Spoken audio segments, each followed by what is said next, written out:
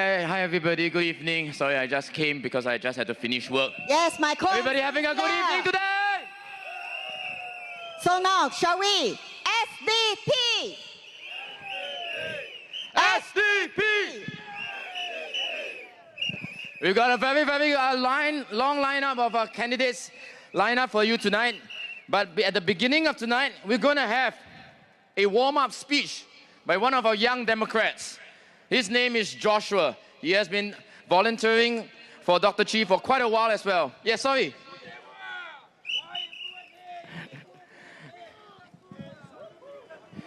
Yes, of course. If you have whistles, please use them for the rest of tonight. If you have clappers, yes, please. The more noise, the better, please, tonight. Yes. Let's welcome Joshua.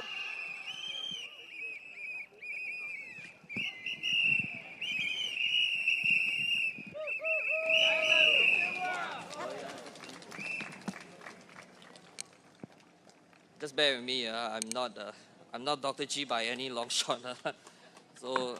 And this is my first rally speech. So, if I got a little bit of hiccup, just forgive me, lah.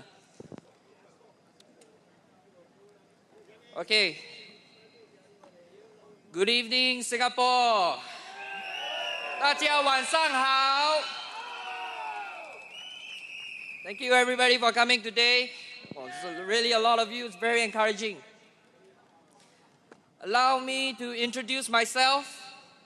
My name is Joshua Shu, and I am 29 years old this year. You might be wondering, what is a foreigner doing up here? 这个外劳人上台讲什么? Well, that is because my parents migrated here from Taiwan sometime in the 90s. But let me assure you that while I may look very different, I do not have a multi-million-dollar good-class bungalow, nor do I earn a $10,000 salary at Hai Di Lao. While I might be a second-generation Singaporean, I am not immune to the fear of opposition politics. Like many Singaporeans, my mom has repeatedly told me not to risk my career and safety being in opposition politics. She says it in Chinese, 儿子，不要加入反对党. As such, I have had second thoughts of backing out from today's speech. But I remind myself why I am doing this today. To give voice to those who have none. To speak truth to power. Today, I want to direct my speech to those of you who have yet to decide who you are going to vote for. To those of you who are open to consider a viable alternative. I joined the SDP shortly after GE 2020. And throughout the years of being on the ground in Bukit Batok with Dr. Chi and the SDP team, back when Bukit Batok was a SMC, I have had the privilege of having the residents of Bukit Batok share their stories with me. Today, I want to share a story that left a deep impression within me. For the purposes of protecting this man, I shall name him Mr. Tan. Mr. Tan is a young senior. He works as a cleaner, earning $1,900 a month before CPF. Mr. Tan's mother unfortunately suffered a stroke and was admitted into a community hospital. The community hospital has provided Mr. Tan's mother a 75% subsidy on its daily bill charges, which works out to be about $1,110 a month. Yay! Because of his mother's financial circumstance, Mr. Tan would have to cover for his mother's hospital bills.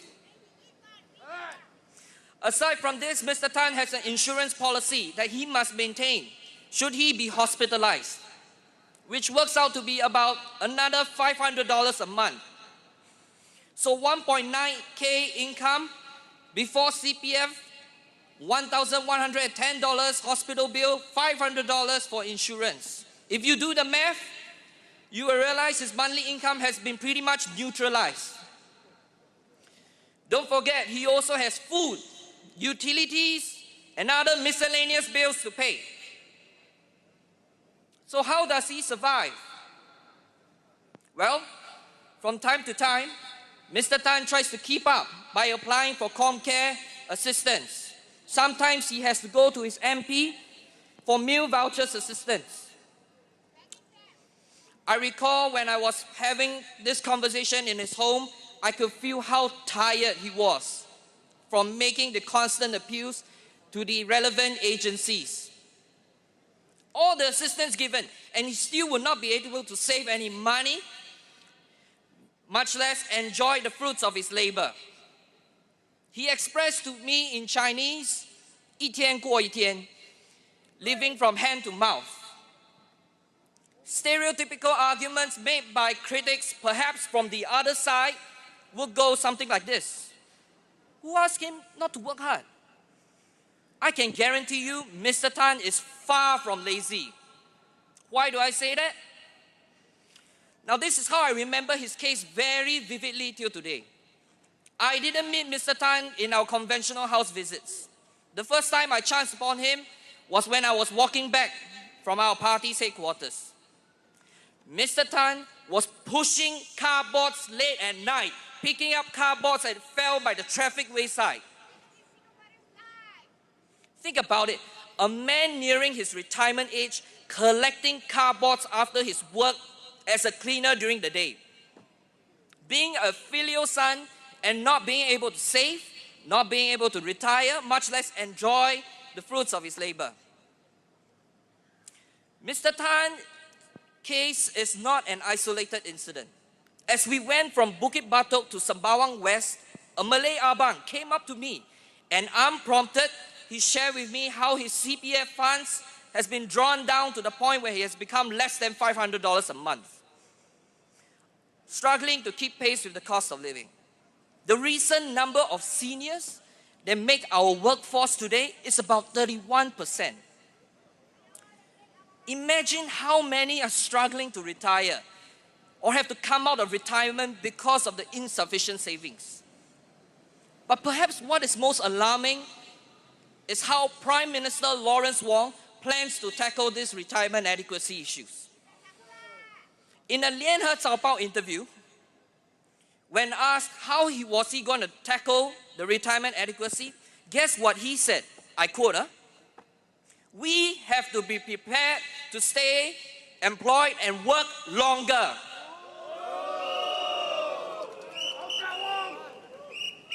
Multi-million-dollar Prime Minister. He even suggested in 2023 that a lot of people want to work because of their health. How do you tell that to people like Mr. Tan? How do you tell that to Singaporeans when an online poll shows 96% of people disagreeing with you? When big groups of seniors must rush for $1 dues, so much so that the police have to be called in. And when the whole nation has become so dependent on vouchers and rebates. I cannot help but wonder, is this the refreshed PAP?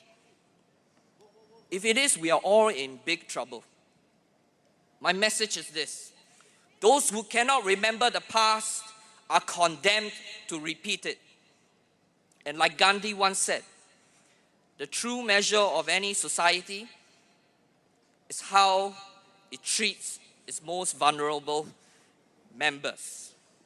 60 years has gone by for the PAP to demonstrate how they can take care of our elderly. This is where we are at now, in constant survival mode. It is our duty to make sure that our parents and our generation do not repeat and suffer under the PAP's elitist policies.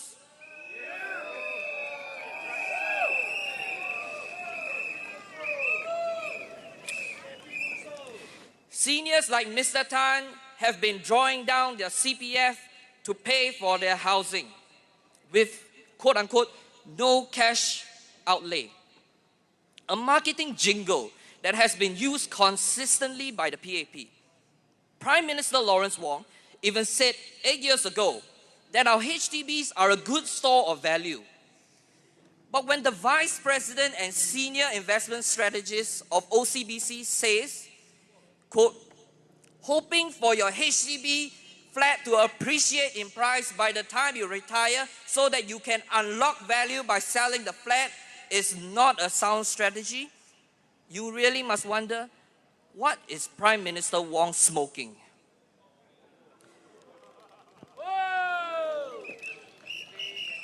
This is not only unsound as a retirement strategy, but it is also extremely unsustainable for our younger generation.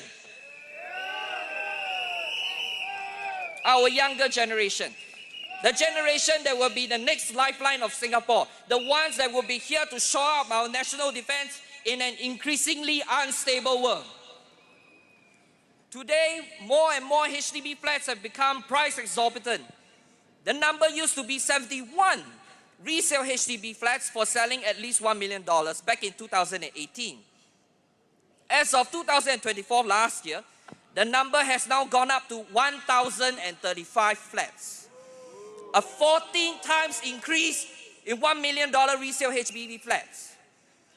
The PAP will tell you, oh, these are just a minority of flats. You still can go for BTO. But what they don't tell you is that these resale flats have an influence in how new BTO flats are being priced.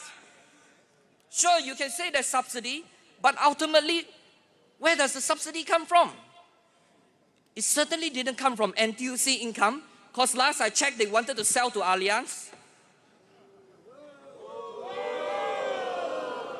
Subsidies come from all of us taxpayers. And instead of trying to rethink the housing policy, it justifies the bulldozing of more and more forests to make way for flats in a nation where total fertility rate is plummeting.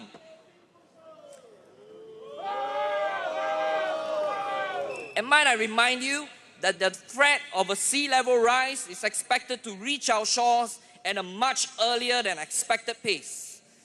This will greatly impact our response to such a threat. But when any attempts made by the opposition to make housing affordable, the PAP will shut it down with common criticisms such as raiding the reserves or even populist. And who can forget the ex-Speaker of Parliament who used the word populist too strongly?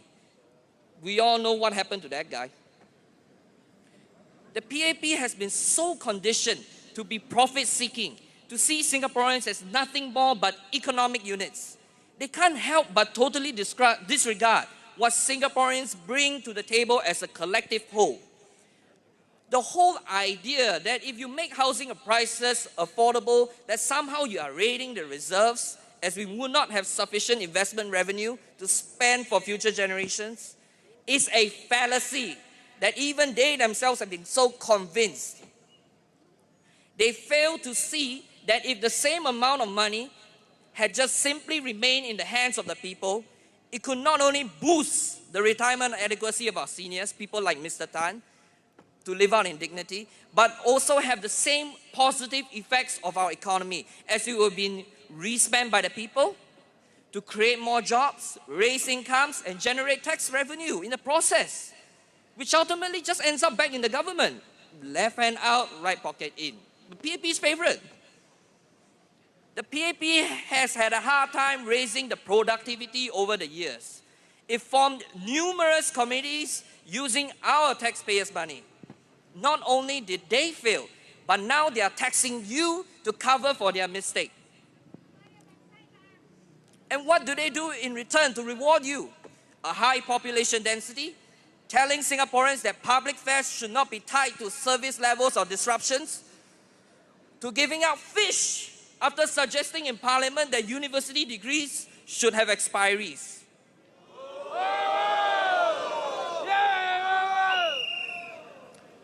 I caution all those who are considering voting for the PAP.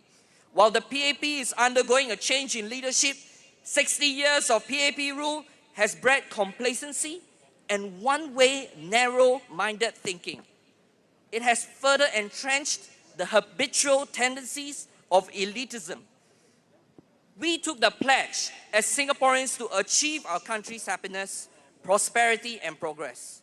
We didn't take the pledge to surrender all those ideals away to one sole party that has formed the government for an unusually long term compared to other nations across the world. Only by sending in the SDP can we begin to repair the damage that the PAP has done not only to our minds but our resolve.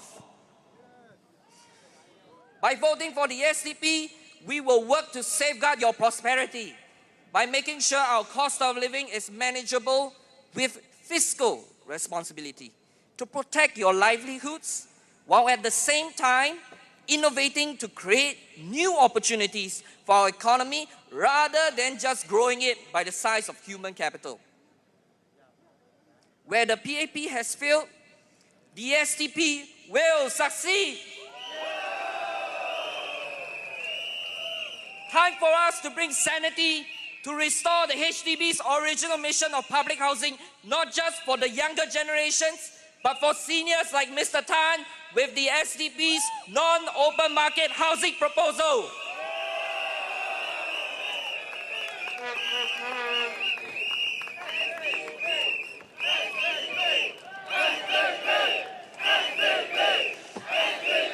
Thank you.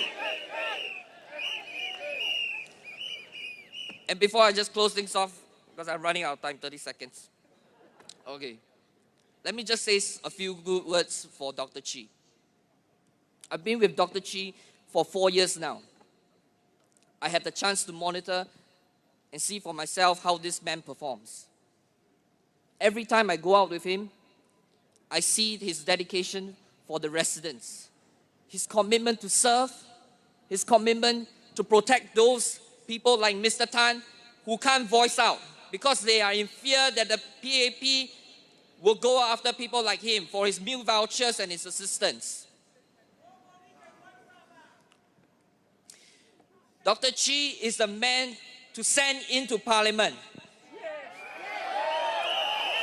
He is the person that will listen to you even if you have criticisms about his policy. He will listen to you. He will answer you. He will not back out. Let us vote for Dr. Chi in Sembawang West. Let us vote for SDP. Thank you, everyone. Let's go and bring back for SDP. Thank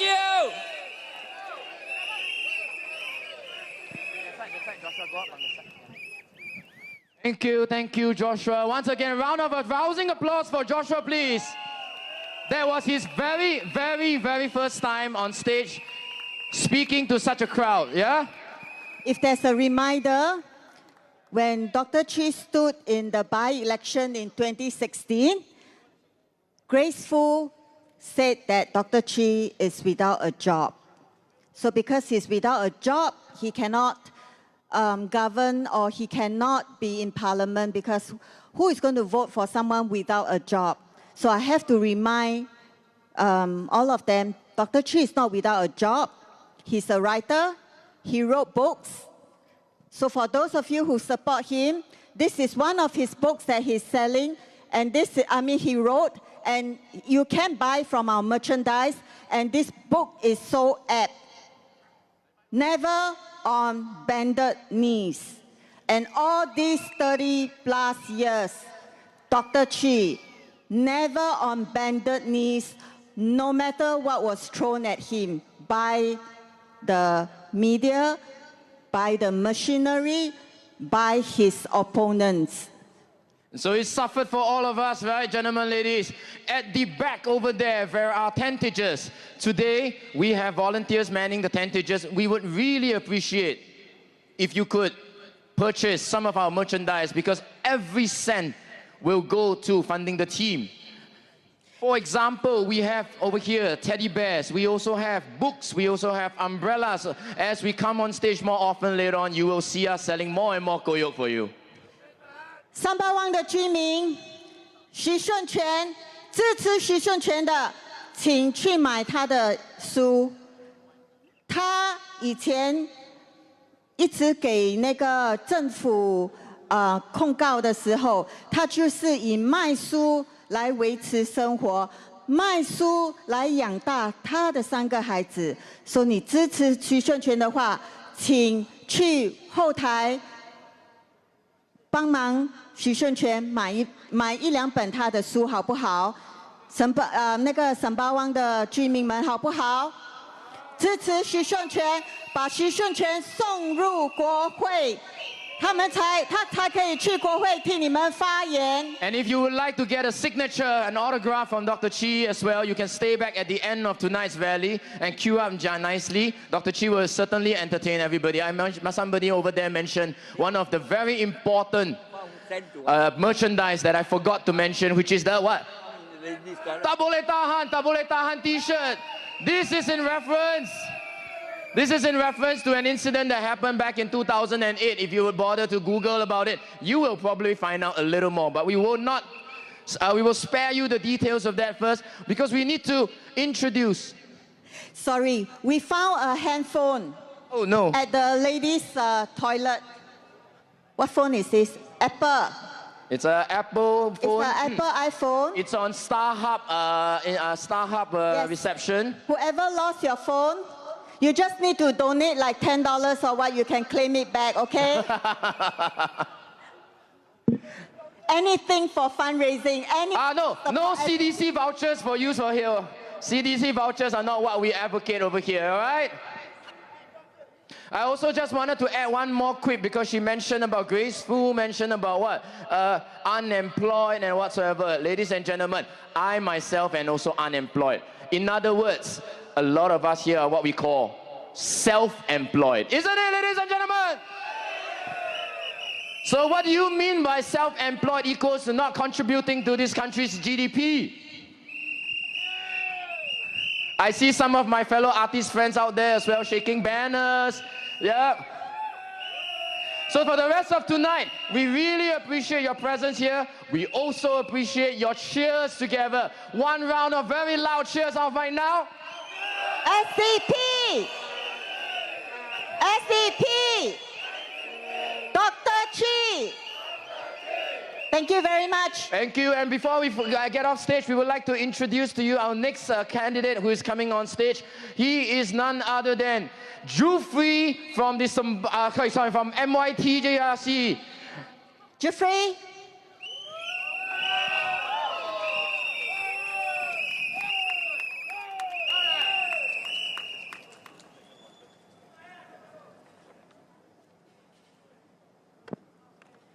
Good evening, everyone.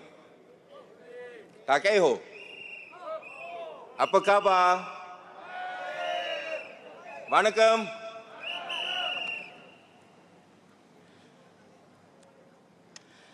Dear brothers and sisters, uncles and aunties, can you all do me one favor? Give yourself a round of applause for coming to the rally so early in the evening. And we hope you will stay throughout until the end. Can we do that? A big thank you for welcoming the Singapore Democratic Party into your homes here in Sembawang West. And even a bigger thank you for welcoming Dr. Chi Soon Juan to your town.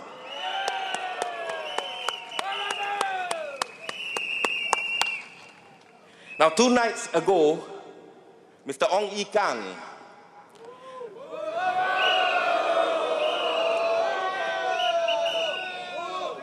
So should I continue? All right. 2 nights ago, Mr. Ong Yi Kang said that Dr. Chi, quote unquote, abandoned Bukit Batok to come to Sembawang West.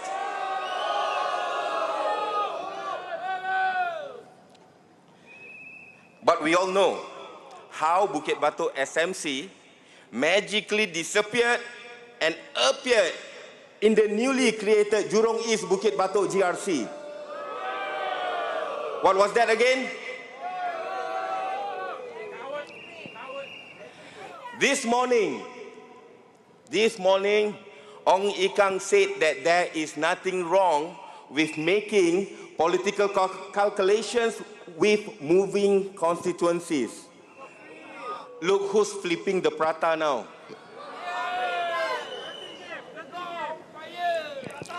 Speaking of prata, we have met hawkers, senior citizens, and youth during our walkabouts.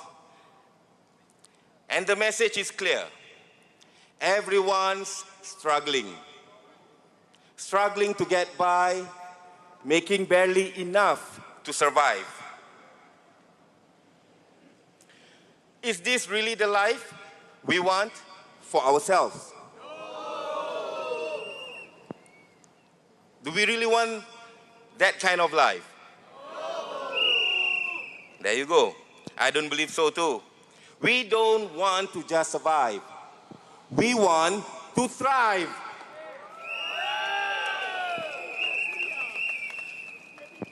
In that same PAP rally that night, Polisan, she counted our proposals, one of which was to reduce the GST.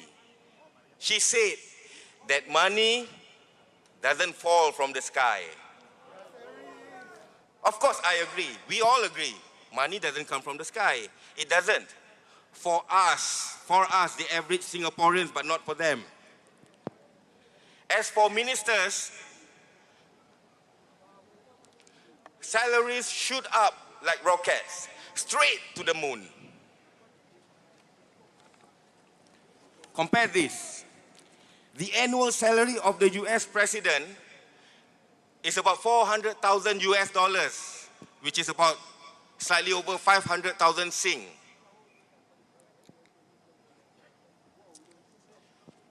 The annual salary of Singapore's Prime Minister in Singapore dollars is $2.2 million, while an entry-level minister in Singapore draws a salary of $1.1 million per year. Now we say, cut the $1 million salaries. And while we are there, we abolish the useless mayor positions. What say you?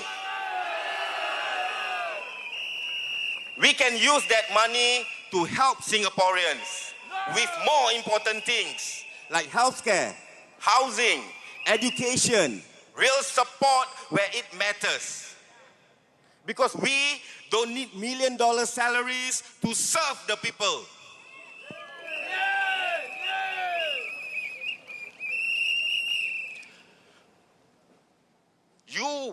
You want to be a servant of the people, then serve.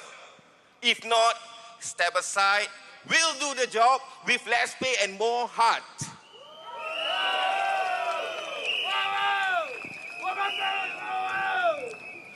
The Singapore Democratic Party doesn't believe in paying ourselves first. We believe in serving you first. Now, let's talk about this position called mayor. Can I ask you all a simple question? Do you even know who your mayor is? Exactly. They show up for ribbon cuttings, get paid 6 figures a year.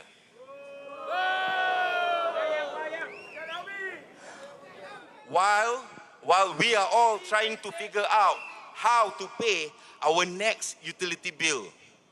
What a striking contrast. Now we say, once again, abolish that mayor positions.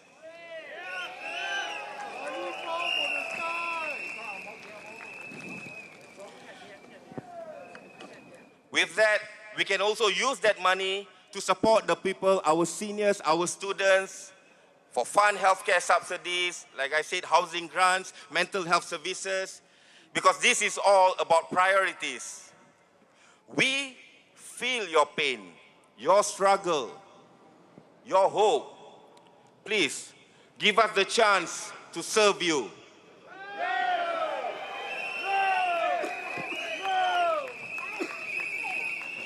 This election is about fairness, courage, and dignity.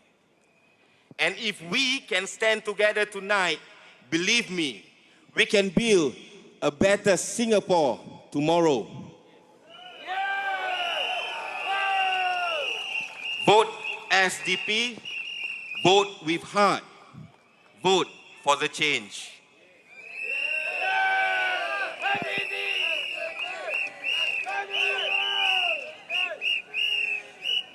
Now I would like to convey some messages to the Malay community in Malay. Salam sejahtera buat semua. Kita sering dengar alasan ini. Kita mesti bayar menteri dengan gaji yang tinggi supaya mereka tidak rasuah. Betul tak? Kalau begitu, bagaimana pula dengan S. Iswaran? Kalau gaji tinggi sepatutnya mencegah rasuah, kenapa sogokan dimakan?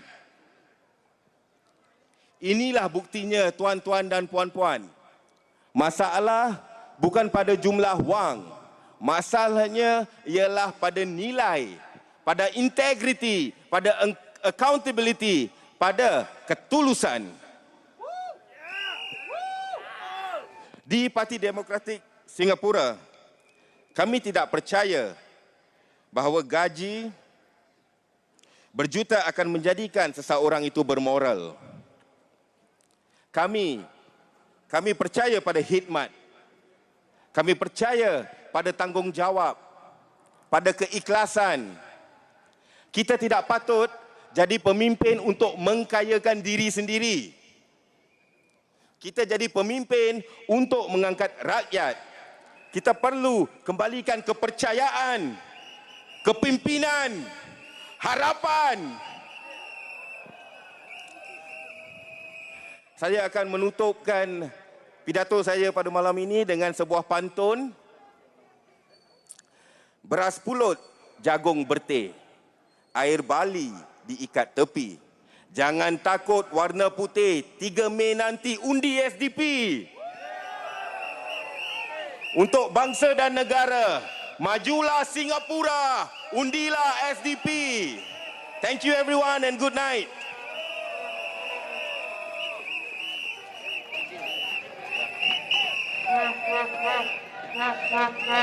SDP, SDP, SDP。So 来届的5月3号，那就是礼拜六了，对吗？一个礼拜之后。对，你们记得要投我们新加坡民主党一票。好像刚才我们的候选人 Jufrey， 他是马斯林邮递的那个候选人之一。So 5月3号，把我们的11位候选人送入国会。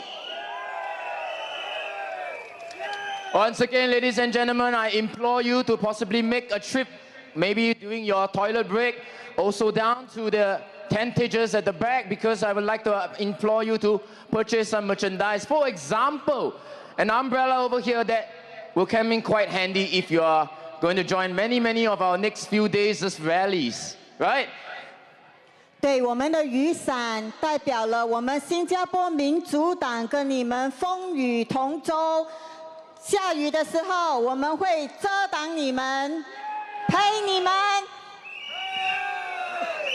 还有，我们新加坡民主党也是很需要那个投票监督员 polling agent， 请你们去我们的后台那边sign up for volunteer. So as a party, we do need more volunteers, not just for our activities, which we are more than welcome to join as well.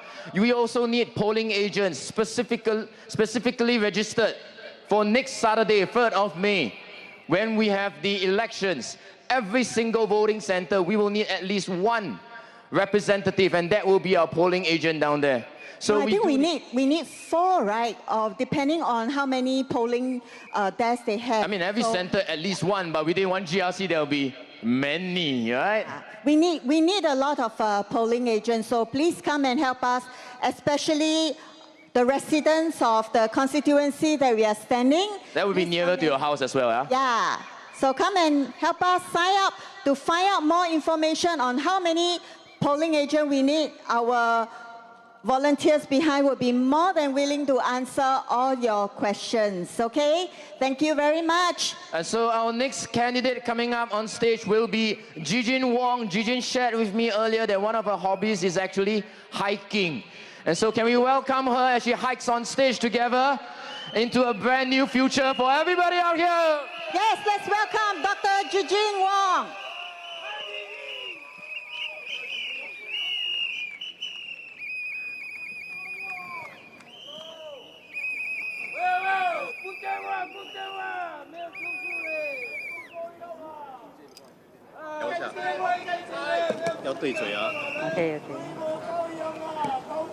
OK。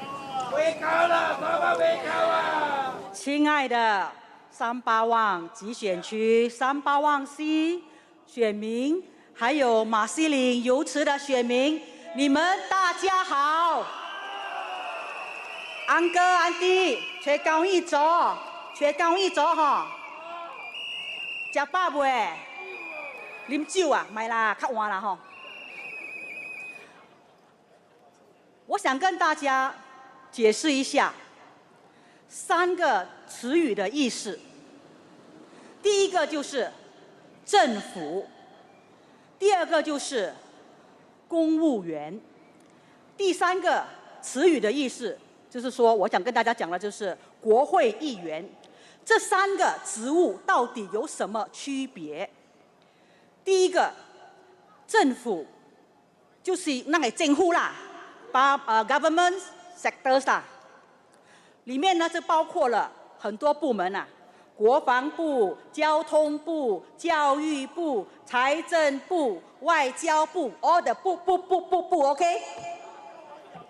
啊，这些部门呢的负责的工作，就是对国家的对内跟对外的工作啦，就是说做那个 country 内边的 country 外口的 country 啦。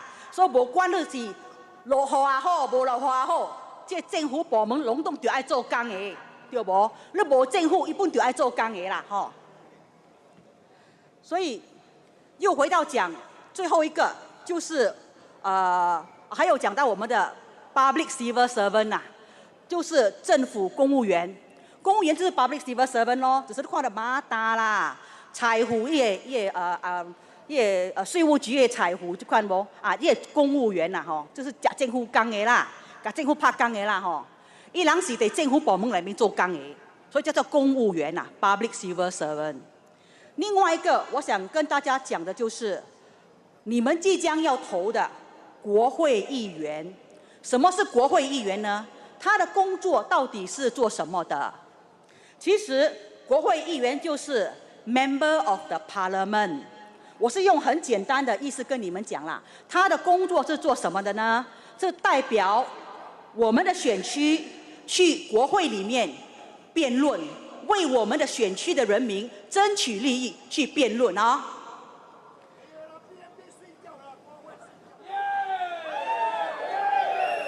你们自己有眼睛看吗？我又没有说，对不对？你看到反对党的人都在国会里面，天天赶紧嘎咯嘎咯。BAB 的人就在那边，哎，没看到有几个嘞，好像Parliament很少人哦，里面哦，你们发现了没有？人又少，又有些人在那边，没讲啦，别到困啊。所以我们的 MP 啊，就是所谓的 Member of Parliament， 就是你们即将要选的啦，国会的议员啦，就是要代表你们去国会跟你搞得争有争无，搞得争 GST 啦，搞得争什么爱加包折这款的啦吼。所以他们的其中一个工作，除了跟你们 fight 以外哈，还要负责我们的市政理事会刀考社的工作啦。那刀考社是做什么的呢？就是管你们的小区的打扫卫生啦、扫土卡啦、有漫无啦、有水饮水无啦，这块物件环境的建设啦，就是他们的工作，这是我们的要选的 MP 的工作啦。所以认清楚了 ，MP 有2个工作，一个就是在 Parliament 里面帮你 fight，OK， 另一个工作就是市政理事会当council，就是看你粪扫桶哦，有人甲你倒垃圾无啦。那清气无啦，你街道啦，啊，你有派无啦，这款物件啦，吼。还有，我想告诉我们的选民啦，即使我们 BAB 啊，人民行动党啊，今天不当政府了，无做政府了吼，我们的国家还是照样走。bus 做照行 ，MRT 照行。马照走，sorry 啊，无马走了，即阵吼，赶日搬去了，伊马唔知去到倒落去了吼，无马走啦。马食草，咱人食什么？食水，好啦，无水就食水咯。有一句话叫做"有情饮水饱"啊，我们真的要喝白开水了。OK， 你们大家现在明白了吗？我希望我讲清楚哈，重要的话要讲多一次给你们知道。Government 是什么？政府是什么？伊个部门，伊是一个部门来的，哦。落雨、吹风、拍袂走的部门第一道的，换政府本是第一道的，你免惊，哦。这是 government。Public civil servant 就是你的财富甲你做工的，嘛是第一道的，伊人是伫政府部门内面做工的。MP 是你人敬的，你人敬来做什么呢？伫国会甲恁发的 ，OK， 甲做当口说的，记掉了未？你著要记清楚，伊来工课是做什么的哈？当甲恁讲故事啊！我知道，特别是我们的选区啦，在马西岭油池啦，这个地方哦，真艰苦。你人会知什么代志无？我们总理的选区嘞，我们是来当炮灰的嘞。可是我们不怕当炮灰，我们为了你们，要给你们一个机会，有通选，卖 walk over。你人爱 walk over 卖？哦，我人现你一个机会去竞你人爱选的国会议员。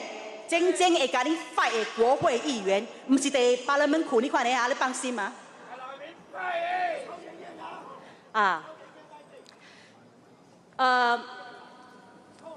前2天吼，我去发传单呐，我家己去走去分 flyer 啦吼，今日去走10几个楼咧，去分 flyer 吼。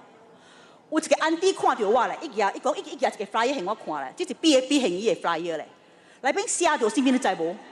我甲你讲吼，伊的 flyer 写。UD 5-year master plan， 我一个互我看咯，伊讲 sorry 啦，我袂使投你吼，我是投恁人吼，当下吼我的 UD 5-year plan 吼，我即道有2个 MRT 咧，会无去哦。我听了我真奇怪咧，我举来看，什么 5-year master plan， 内面是写什么咧？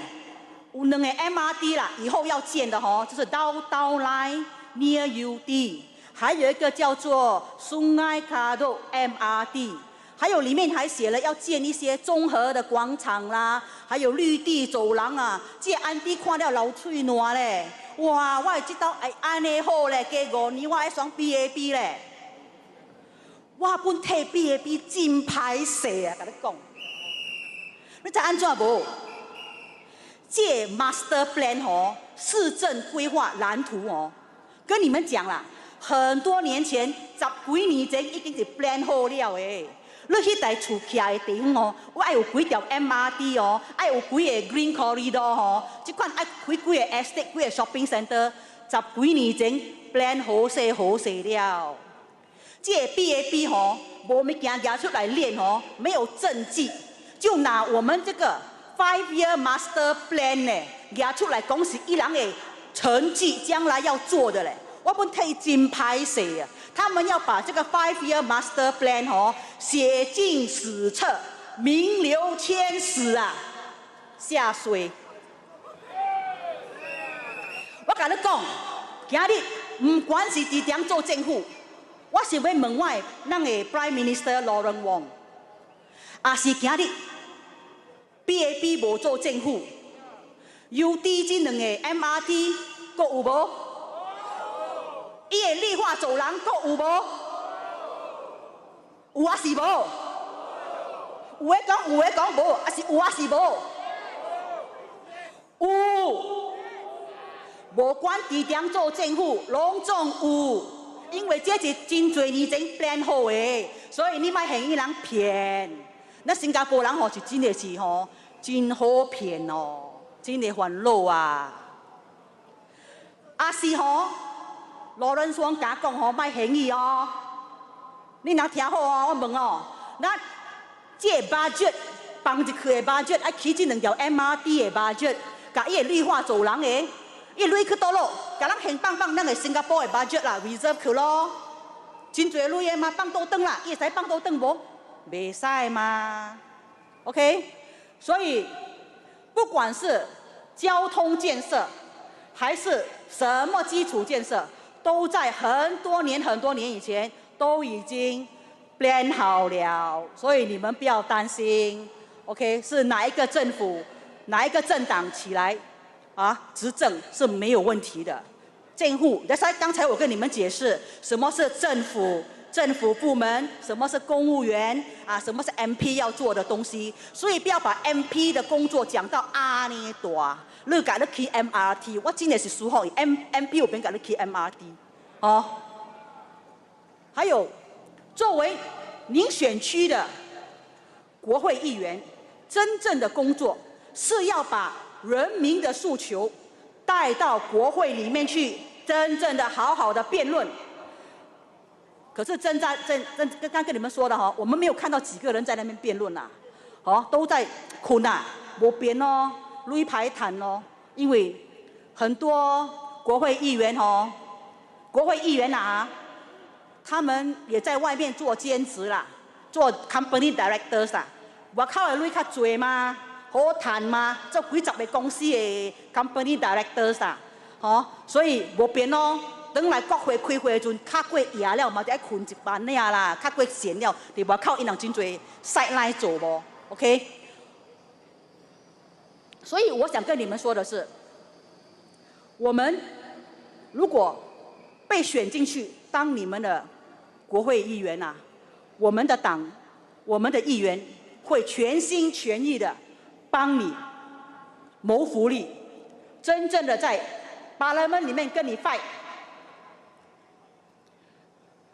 你们认为，你们选了人民行动党作为你们的国会议员，他们会在你所需要的地方给你提出方案吗？给你解决问题吗？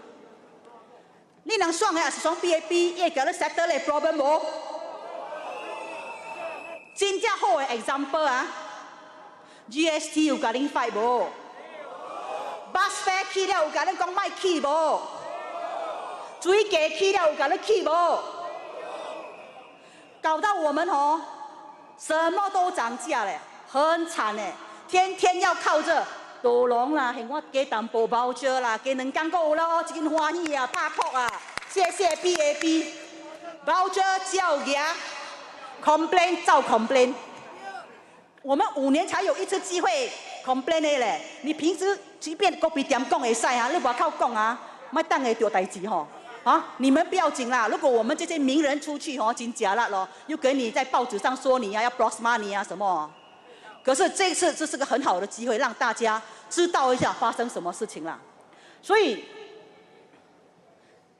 我们这次给你们一个机会咯。如果你们没有机会选，我们 walk over 了，你们会像 Marine Parade 这样靠北靠不了咯，真难过我也很伤心嘞。那天我听到 Marine Parade walk over哇，我的心整个我都不懂得怎么讲，很难过，很难过，真的。作为新加坡人，我很难过啦，所以现在给你们有机会做选择，希望你们在投票当天做出明确的选择，要选择怎么样的议员来代表你。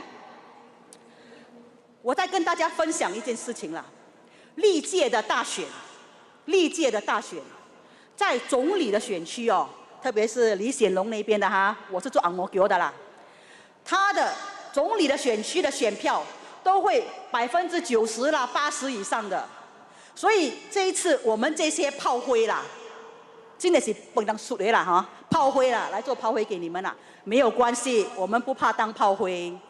我是希望通过大家的努力，帮助我们把选票拉得更靠近一点点，卖像那输到安尼惨啦。当个 deposit 无去啊，那个阿拉芬哦，那个 elephant 啊，你们知道那个 elephant 吗？那个家人囝无讲话真正也真强一口无。Our future 变担心啦，我特别讲 Our future 变担心啊，你看 elephant 啊，也未娶某个咧，27岁。当然吼，伊的 deposit 无去，伊妈咪咩死呀！你看你啊，叫你不要去大选，你去大选啊，deposit 无去啊。所以我恳求大家吼，马西林 UD 的选民帮帮我们，卖很让输噶安尼惨，把选票拉近一点点，拜托拜托。还有，我想请问你们哦，你们的国会议员哦，为你们服务的选区，知道你哪一座政府主屋有积水吗？那个走廊有积水、有生蚊子的吗？知道你哪一个电梯哦有安全隐患的吗？还有，知道我们 Woodland 的 Stadium 哦那一边的那个 track 啊 ，jogging track 哦。那个跑道有几个洞吗？你们在那边跑步要小心点哦，不要跌倒了哦，很麻烦哦。这个是 MP 要做的工作了，为民服务。OK 啦，讲老尾一句啦，榴莲的故事给恁听啦。新加坡人喜欢吃榴莲对不？罗人王讲啊，无包赢啦，咱真艰苦的 ，BAP fight very hard， 团队党真 strong。我想要讲的吼。伊讲无包赢吼，是咧买同情心咧。我是要讲吼，伊是包价令人啊，榴莲包价 ，OK。所以，请支持我们新加坡民主党，选我们一票，谢谢你们。Voucher 叫 Q， 投票投民主党。OK， voucher 叫 Q， 免歹势，一块 voucher 去 Q，but 5月3號會記投讓新加坡民主黨一票 ，OK？ So do please vote for SDP on this coming Saturday, 3rd of May. Once again, I bring on stage a smaller version of a bear. We have various versions of this bear, from the small to the medium to the large, and they're all available at the back because all of these merchandise will go a long way to supporting the SDP in our endeavor to get into Parliament to support and represent you guys. And we also need a lot of polling agents. So one like Marsiling UT polling center, we need about 160 polling agents.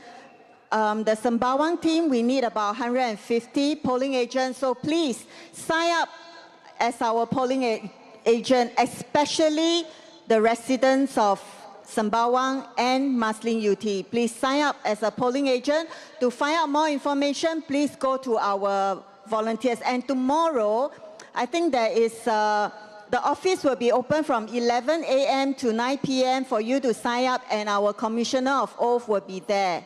So we do need you to physically make your way down to our office in order for you to do the registration, because there will be a Commissioner of Oaths over there.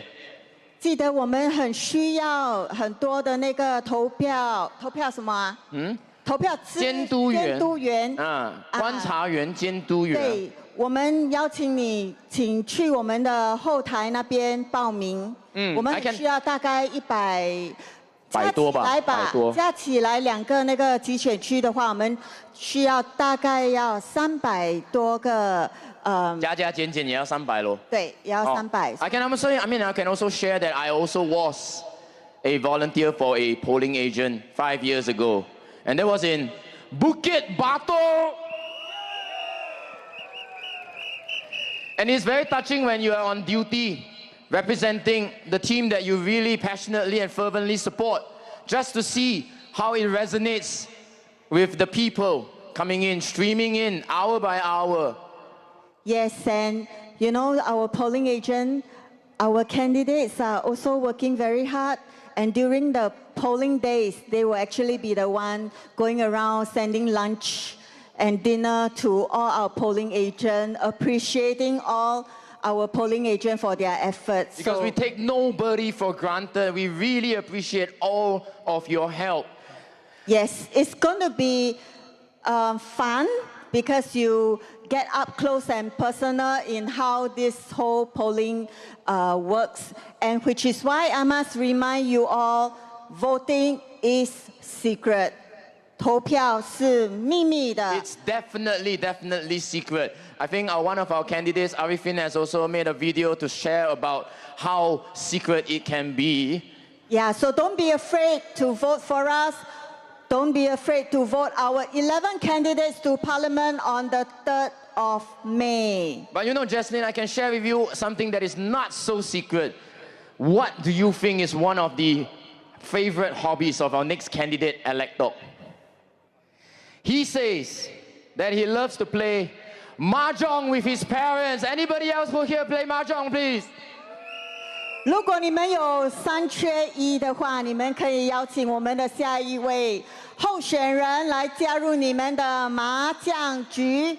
But for Lawrence Wong, to insinuate that we in the opposition all over are gambling with your lives, that is quite far-fetched kind of fear-mongering, isn't it? So Alec is very much serious about reformative change here for you, for me, and for Singapore.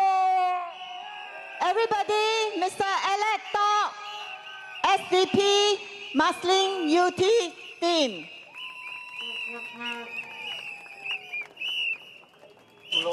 It's okay, okay. 大家好，我是新加坡民主党的卓金元，今天有点感冒，想问问大家，谁是第3次来到我们新加坡民主党的群众大会？谁第3次？哇，有第3次。谁第2次？有没有？第2次？谁第1次 ？OK， 很好。OK， 前几天我卖了一个关子，对吗？我跟前晚的群众大会的观众说，有很多话题，我不谈。我选择了那一次，就是谈一下这一次竞选的游戏规则。今晚我就直接切入正题来谈。从今年1月23号的 CNA 电视新闻播到的头版头条，他说新加坡的生存，头版头条啊 ，CNA 啊，他说新加坡的生存必须靠外国人，12个字，新加坡的生存必须靠外国人。这是一篇 CNA 新闻报道，采访人力部部长陈诗龙，访问他后，根据他的话所定下来的头条：新加坡的生存靠外国人。我们新加坡人走过了60年的路程，60年的一党专制，60年一党操作教育政策、经济政策，人口政策，最后得到的结果是什么？是什么？是新加坡的生存必须靠外国人呢。其实，说真的，其实，如果外国人到新加坡的原因是为了增加或补充一下我们劳工的几个行业的短缺，这我可以接受。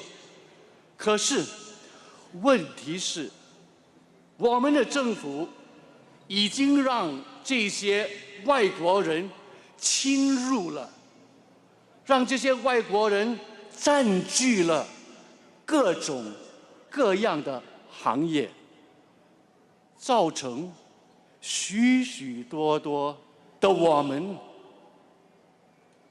无法找到工作。让我先澄清一点，我们新加坡民主党不排斥外来的劳工，我们针对的不是他们，我们针对的是政府的外来劳工政策，无限制、无底线、无情的外来劳工政策。他们的薪水那么低，谁会请我们？谁会请我们？结果，我们被排除在外，眼睁睁的看着他们占据越来越多的领域，手指拗出不拗進，手指拗出唔拗入啊！我们真的必须问问黄循财总理，你能不能够重新探讨这个问题，改变我们的遭遇，开一道门，让我们有一条生路。好，接下来我们谈谈我们目前开始注意到的心理问题、精神问题。根据我国的心理卫生学院和其他的国际心理卫生组织的统计数字，49%的新加坡人透露，他们每天持续几个星期感到沉默、犹豫、沮丧。25%说他们焦虑到无法应付日常生活中的事物。27%的年轻人说他们在近期有过自杀的念头，10%还好几次有这种自杀的念头，40%说他们因为感到压力太大，曾经必须向公司请假。70%说上班的压力曾经是使他们感到精疲力尽。在2023年，世界卫生组织的精神健康报告指出，被访的新加坡人透露，他们认为心理健康的问题，年轻人心理健康的问题，是我国最严峻的疾病，比癌症和糖尿病还严重。海峡时报认为，年轻人的心理健康问题已经可以算是一种国家的危机啊。这三大挑战：外国人的侵略、就业的短缺和心理健康的衰退，造成了我们前所未有的困境，史无前例的窘境。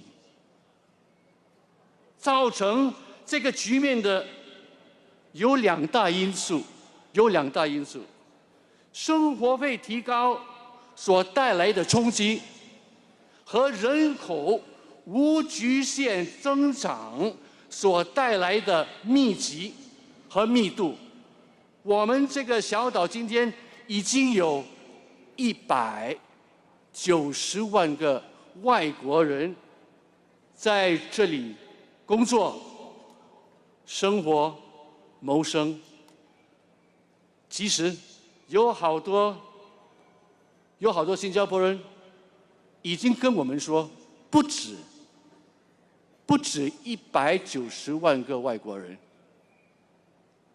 这又造成了几个现象：人多，物价自然提升了；政府必须建造更多祖屋、诊所、医院等等等等，又造成国家费用提高，然后从我们身上增加所得税。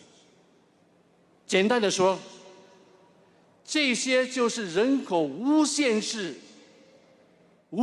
增加所带来的逆境。我们大家应该劝黄循财总理啊，在这选举的期间，告诉我们他心里的那个数目，到底他会让我们的人口增加到700万、900万，还是1000万？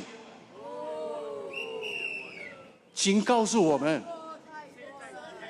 先告诉我们，让我们通过选举，让你们通过你的投票，告诉他，反映给他，你们到底认不认可，同不同意，接不接受？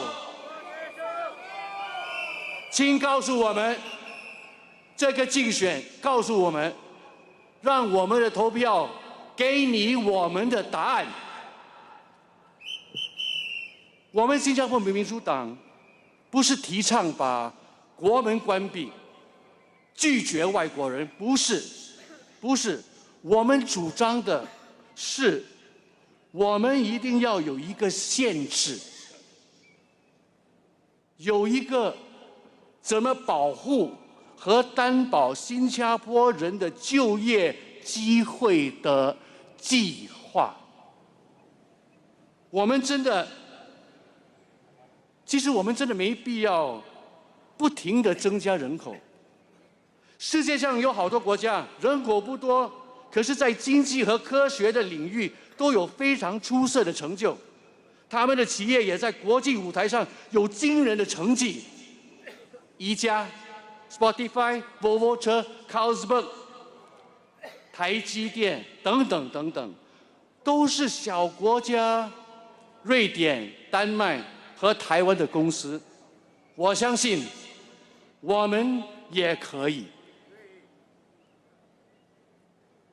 决定胜负的最后不是一个国家的大小，不是人口的多少，而是一个人民的气场。我们的胃口，我们的展望，我们的胆量胜于一切。如果你真的以新加坡为荣。如果你真的想为我们这个小岛、小国家出一份拯救局面的力量，如果你真的愿意迈出挽救目前这个艰苦窘境的这一大步，你必须在下个星期六，5月3日，发出一个明确的讯号：我们不能走同样的老路了。我们要的是一条我们可以全心全意、毫无犹豫、充满希望的光明前程。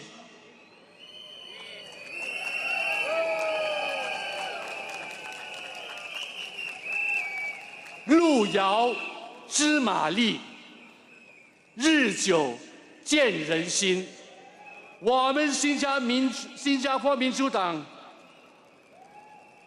已经过了好多年的煎熬，无数的波折，特有的提炼，我们今天已经长力、长壮、长强了。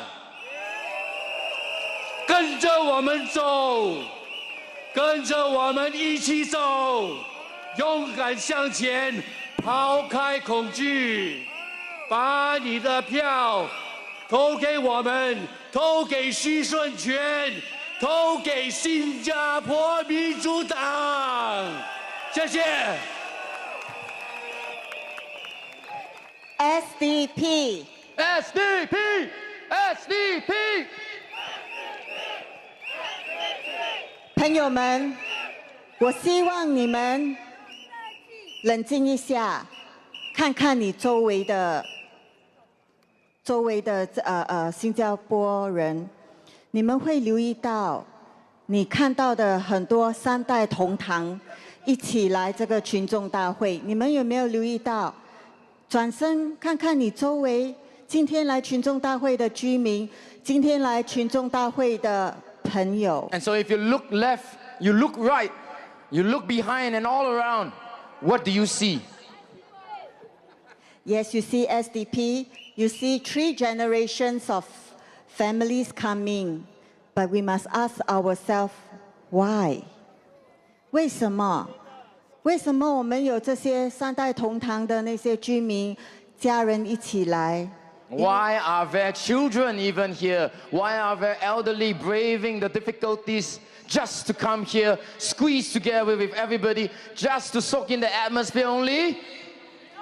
No， 因为他们跟我们每个人一样，我们都很担心生活费的一直的上涨，我们民不聊生。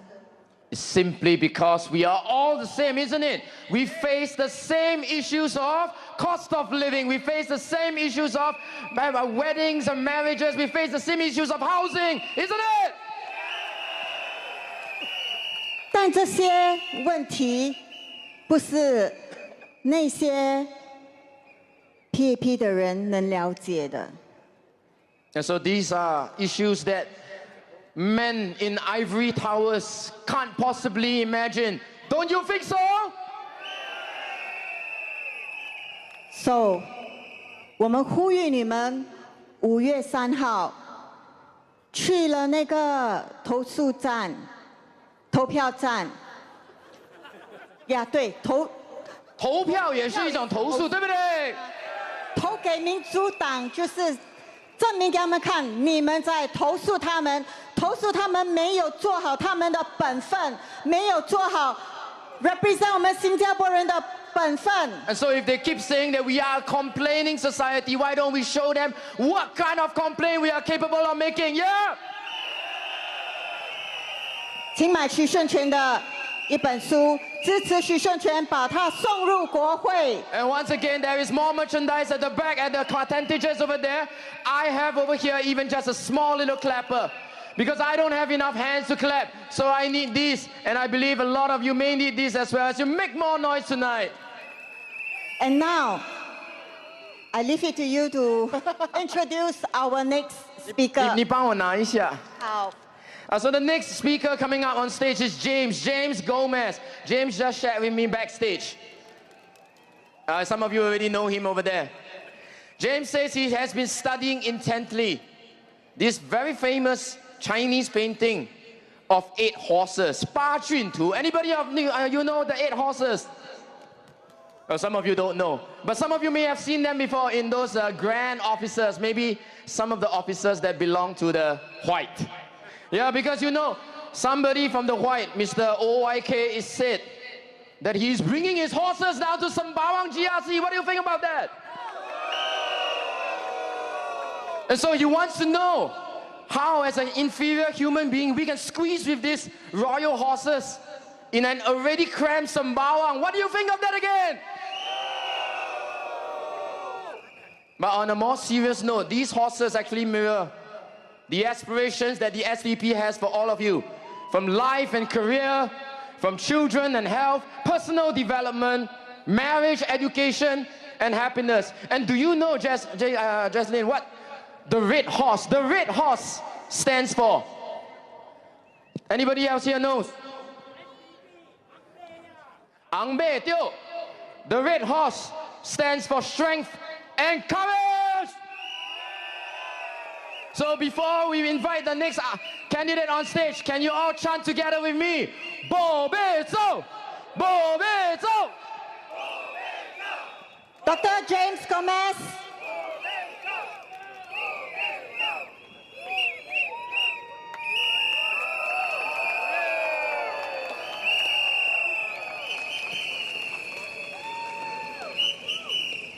Lên ăn tại kê, hô bố, chà ba bề, wow, chế tài chế ai cả lên ăn con.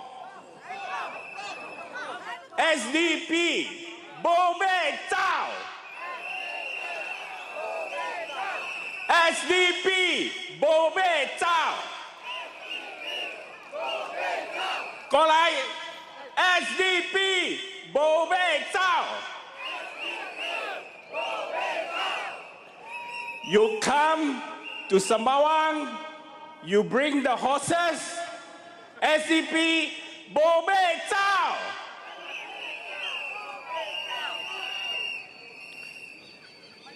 Sembawang residents, friends, neighbors, thank you for being here today. Today, I ask you to draw a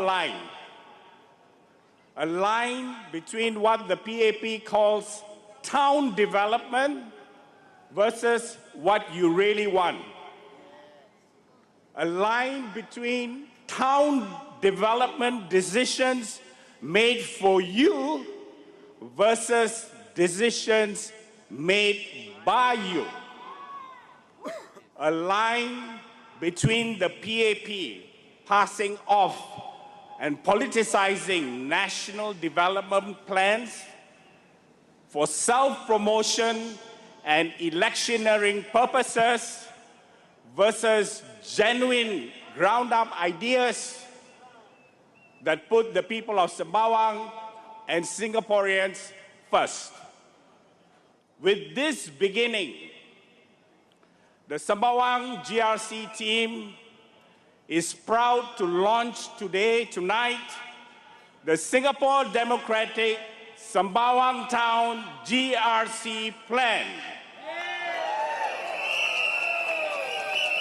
The plan will act as a nucleus calibrated through town hall discussions with you and also serve as an outline for all the other constituencies in SDP's Northern Strategy.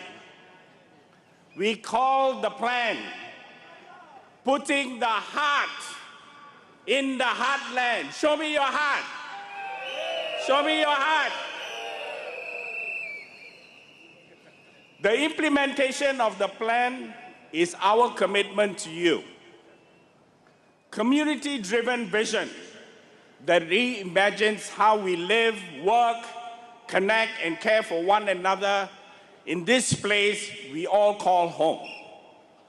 But for too long, planning in Sembawang has not been done with us.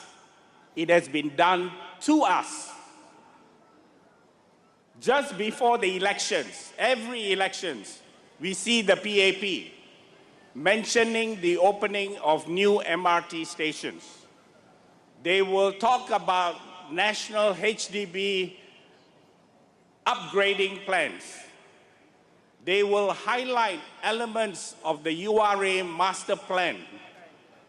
All of these and other national plans are done to create an impression that it's the PAP that is doing all this, with a view for claiming credit.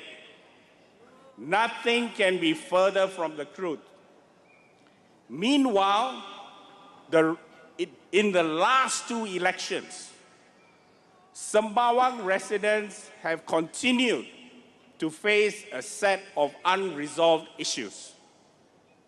From cluttered corridors and stairwells, water runoffs and flooding caused by heavy rains, you know this, amenities development being unresponsive to the changing demographics of Sembawang, looking out for the needs of the elderly, young people, and young families, overcrowding in common areas such as around MRT trains and very, very dirty public toilets. And the list goes on.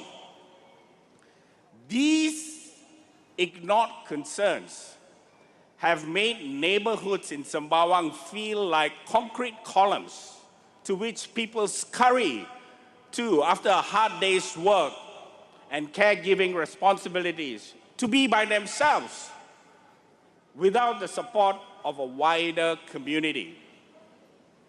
It's a pity that the PAP town management has turned Sembawang into this. With the SDP, there is a better way forward. A way that puts people, not the self-centered PAP politics of re-election, at the heart of town development. The SDP's way, or we like to call it the people's way, recognizes that infrastructure alone, without the inclusion of the community or the heart, is meaningless. For SDP, a town is more than concrete and corridors. It's about community, dignity, and shared purpose. So what are we proposing? First, we are going to fix the basics. Things that have been broken, delayed, or promised for years without action. You should not still be walking in rain because sheltered pathways that were in the pipeline 5 years ago are still in the pipeline. You should not be gathering at temporary bus stops that continue to be temporary. Flood-prone areas, especially near playgrounds, walkways, and lift landings, how dangerous is that, should not be ponding every time there is rain. Rains should not be coming into your corridor, hitting your door and entrance, and seeping into your home. You not be subjected to overcrowded feeder buses during peak times. Last mile connectivity should not still be an afterthought in 2025. These are not new issues. These are just unresolved ones, ignored by PAP's Aljunied abandoning and Sembawang parachuting Ong Ye Kang and his team. By electing SDP MPs, you will have these issues resolved firmly. Your SDP MPs will also organize regular town hall meetings to gather your feedback. Even if there are difficult requests, even if you are difficulty in sharing these requests, we will do our best to resolve them. We will not be like Ong Yi Kang, ignoring you, avoiding you, just because you raise difficult concerns. The SDP town plan is based on the feedback of Sembawang residents. It is now my pleasure to present the following ideas from the residents. 1, introduce a bike management storage system that will keep your bicycles secure and sheltered from the weather. It will be integrated with a bicycle care service to ensure your bicycles are always in good working order and safe. 2, we will introduce under the block storage spaces to encourage corridors and stairwells to be kept clutter-free and comfortable for passage. The storage facilities can also include lockers to receive your online packages. 3, we will create co-working spaces with Wi-Fi, air conditioning, and ample sitting area, whether it's for quiet study, new ways of working, or for small groups of discussion, so that you can be comfortable and enjoy the new ways of studying, learning, and collaborating together. 4, we will identify and install more sitting areas in accessible locations, armrests, backrests, for added support, ramps, and shelters, especially to help our elderlies have a comfortable rest stop and be out in the open. 5, we will push for lifts on all major overhead bridges that still lack them. Seniors, persons with disabilities, or parents with strollers will particularly see and enjoy the benefits of this suggestion. 6, we will open mindfulness and wellness centers for youth and working adults alike, so you can find the support when you have stress. These spaces will serve as a welcoming environment where people can go, connect, reflect, and feel heard. 7, and I've only got 3 more, we will launch community and nature mapping and documenting projects of green spaces in Sembawang. This is to ensure that the area's natural environment is not eroded by unchecked development and careless planning.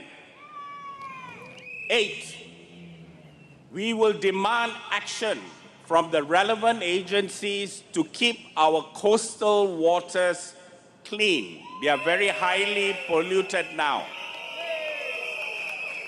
We will track these agencies, monitor the pollution levels in the water, and get them to hold accountable those who pollute our clean waters.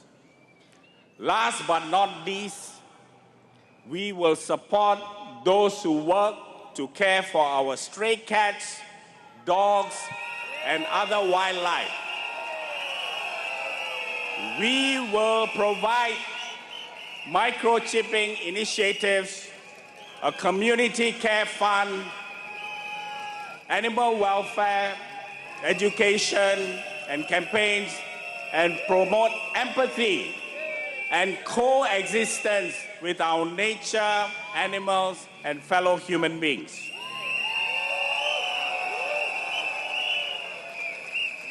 A reminder, all these proposals came from you, the residents, and have one simple principle, that a town must be people-centric, that a town belongs to its residents, not to the PAP real estate political portfolio.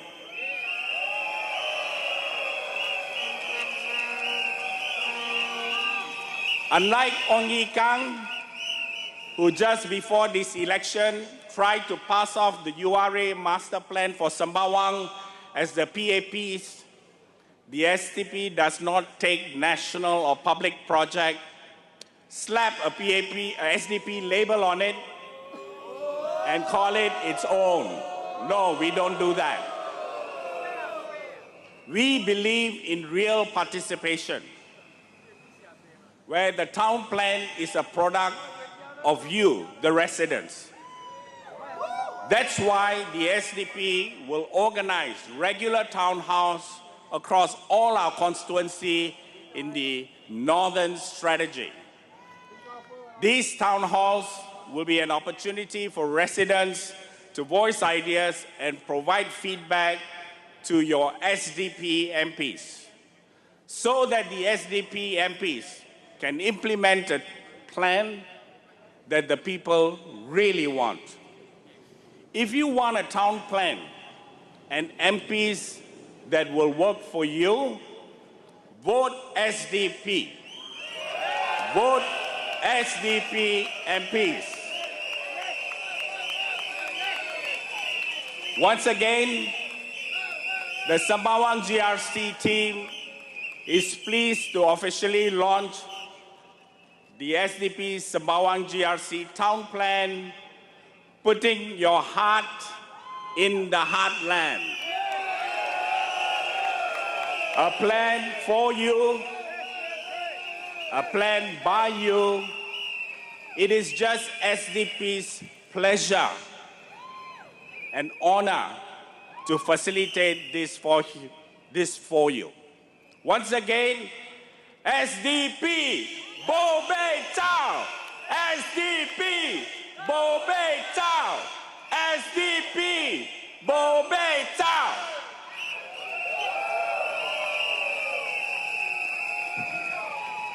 居民们，你们热吗？我们后台有这个 Danny 的 bag 的那个扇子，记得要去买哦。OK，Uncle，、我看到你会记买哈，会记买哈。So if you're feeling a little bit hot, you can also purchase for yourself one of these fans from, once again, our tent teachers at the back. And all these will go very much into funding the team.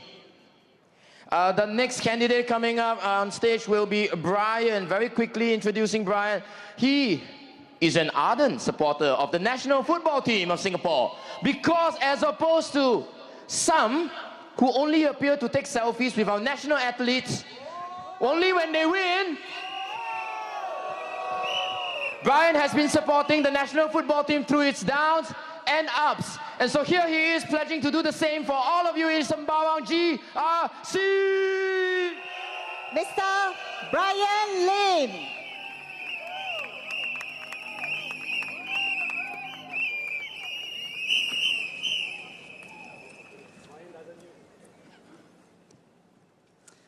Dear residents of Sembawang West, supporters of the SDP, ladies and gentlemen, for the sake of those who are watching at home, let's make some noise!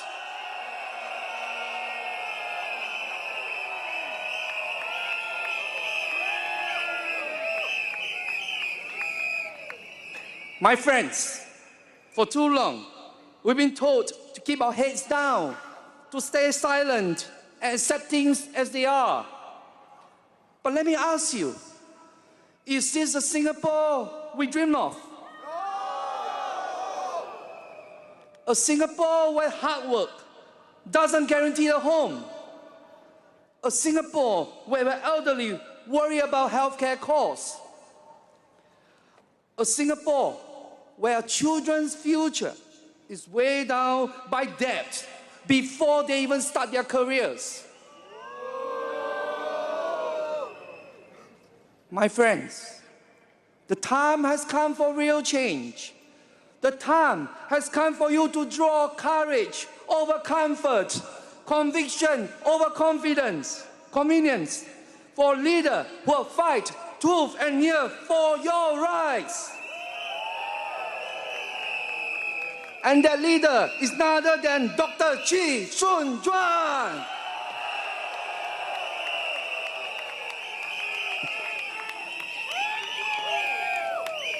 For 30 years, Dr. Chi has stood up when others have remained silent. He has spoken nothing but the truth when others have whispered in corners.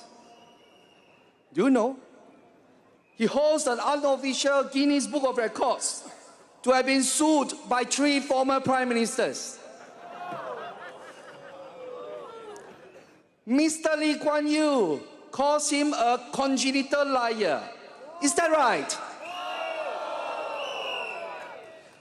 Mr. Goh Chok Tong labels him as a political gangster. Do you agree with him? Mr. Lee Hsien Loong, like his father, says he's a serial liar. Is that true? They bankrupted him, they jailed him, they tried to silence him. They call him every name in the book: gangster, liar, troublemaker. But why, my friends? Why does the PAP do that? You're right, because he's the man they fear. Fear not for himself, but for your awakening.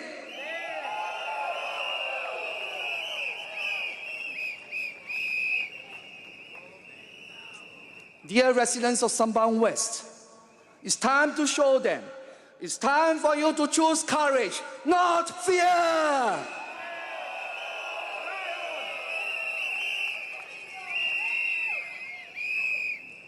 Dr. Chi has endured persecution, sacrifice, and hardship, not for himself, but for you, for us, for Singapore.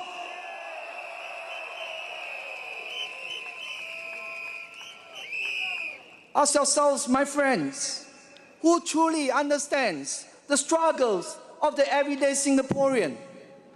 Who has walked in your shoes, felt the weight of rising costs, the stress of healthcare bills, the fear of an uncertain future? Certainly not the multi-millionaire ministers whose gardens are bigger than your house. Certainly not a minister who tells you not to complain about $5 bowl of one-time meat.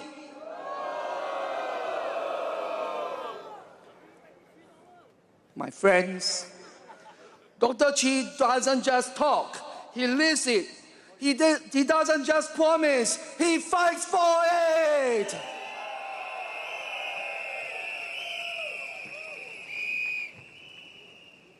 While others has chosen the easy path, Dr. Chi has chosen the right path. He doesn't just talk about justice, he fights for it. He doesn't complain about inequality, he stands against it. And most importantly, he doesn't just dream of democracy, he sacrifices for it.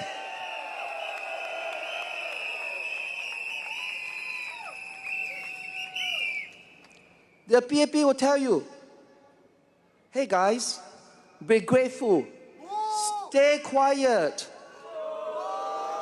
don't rock the boat. You know what they actually mean? They actually mean that don't rock their cruiser so that they can continue to collect their big fat salaries while you scratch the bottom of your barrel.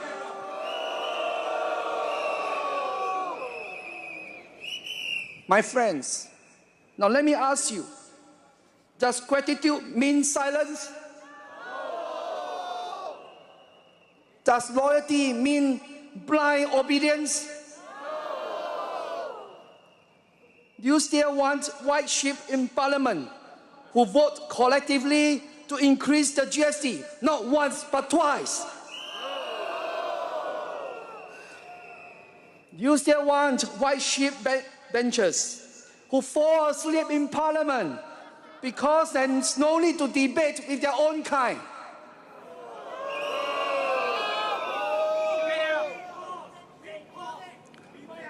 Dear friends, let me ask you some honest questions. Who speaks up for you in Parliament today? When prices go up, who fights for you? When jobs are uncertain, who stands with you? When your concerns are ignored, who shouts for you? The PAP MPs?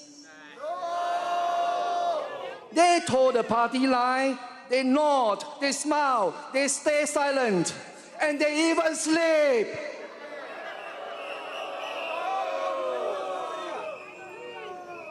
But Dr. Chi, he rose.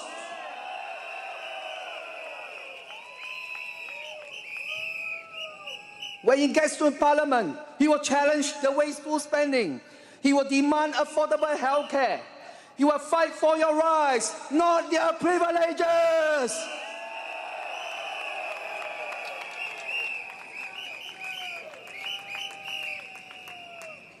I urge the residents of Sembawang West to vote for Dr. Chi, who will be that lion-hearted MP who will roar for justice, for fairness, for your rights.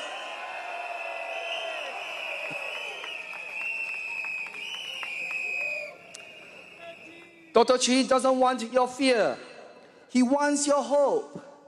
He doesn't want your submission. He wants your strength. In fact, he wants to carry your hopes, dreams, and aspirations into Parliament. We need an MP who doesn't just show up at election time, but shows up every day for you. We don't need MPs who hand out ice cream and fish before the elections, but an MP who hands you back your dignity.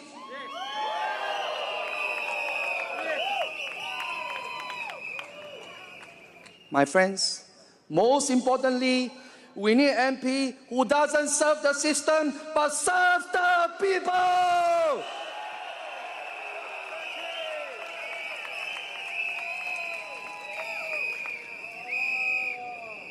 My friends, this election is not just about votes. It's about voices.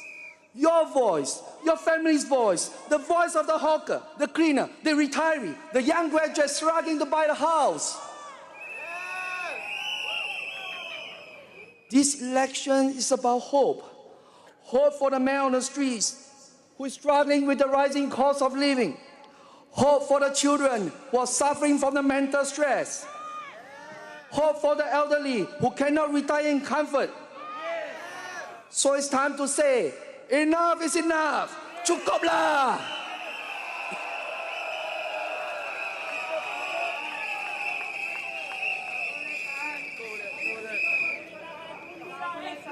We don't need more yes men in Parliament. We need a man who will say yes to you.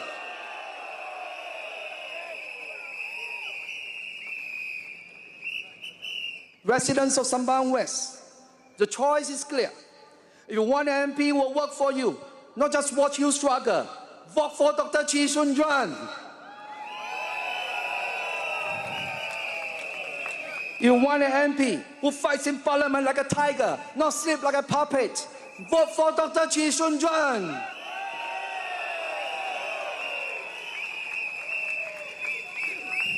If you want to live with dignity and thrive, not just survive, vote for Dr. Chi Soon Juan.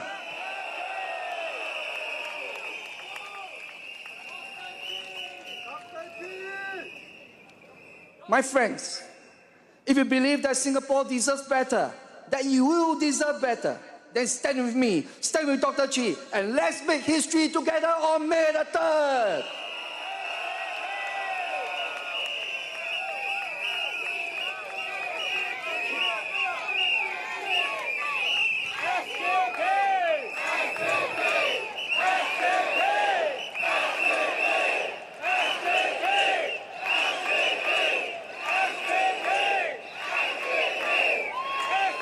My friends, The future starts now.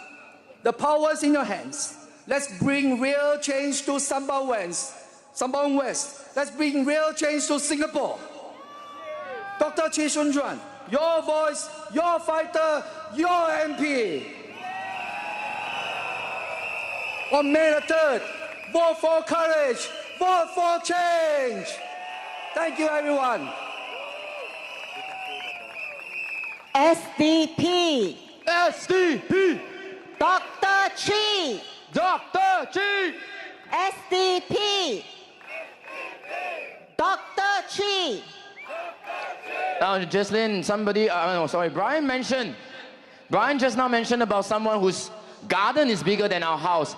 That's not exactly correct. Huh? It's actually bigger than 3 of this field that we are all here squeezed together, isn't it? But since we're all here already together, let us be part of this sea of red as we pass our balls of hope to you for a better future across and with everybody. Yay, help us roll our ball, roll our 11 candidates to Parliament. And so that we have all your hands as part of one Singapore. Those holding the flag, please be careful, don't burst our... Yeah, do avoid puncturing it with your sharp objects, like your flagpoles. Yes, roll our ball, roll our 11 candidates to Parliament. By the end of tonight, everybody's hands must have touched the balls. Ang ang bui hai lang, tong ye kiu, u ko ling ho, me di tiu bei piu le. Lai, ki tong ye kiu. Okay, we need some instruction. The ball go from behind, come back to the front. Don't pass the ball to the school over there. We cannot take it out.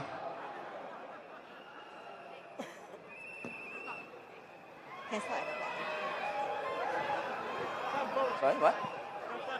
So you say that's why they're having a lot of fun. Make sure, as I said, everyone's hand should have at least touched the ball once, maybe twice, multiple times.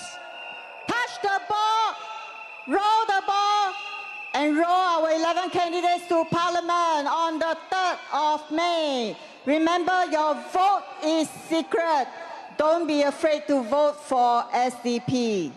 And at the same time, since some of you already are whipping out your phones, feel free to take selfies with a quick snap of the ball coming near to you. Thank you everyone for your cooperation. We shall now introduce our next speaker. However, Jesslyn, the next speaker needs no introduction. Every single day, videos and videos of him, interviews online as well. Okay, so for the balls as well, I was told, you can pass the balls around, but eventually it has to end somewhere at the back. Okay. So that our staff will come and help to collect. Okay, now, we need all your scream, all your whistle, because he's also another candidate that needs to be in Parliament. Dr. Paul Tamboya!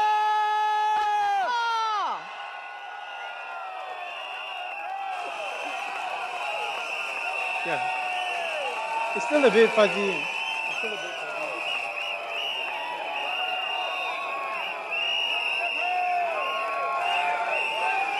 Yeah. Okay.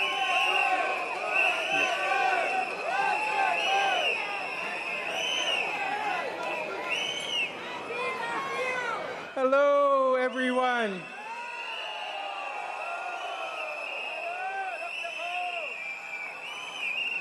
I'm so happy to be here tonight to speak with you, and in particular, in support of our candidate for Sembawang West SMC, Dr. Chee Soon-Juan.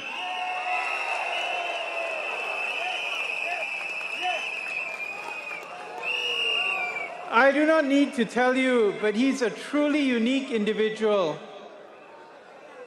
He's probably one of only 2 politicians in Singapore who can be described as conviction politicians. I'll be honest, the rest of us are actually probably a bit more of a pragmatic politicians. The other one is Dr. Chan Cheng Bok, whose 85th birthday I had the privilege of celebrating this morning. in Teban Gardens. Exactly. He wished for PSP in Parliament and SDP in Parliament.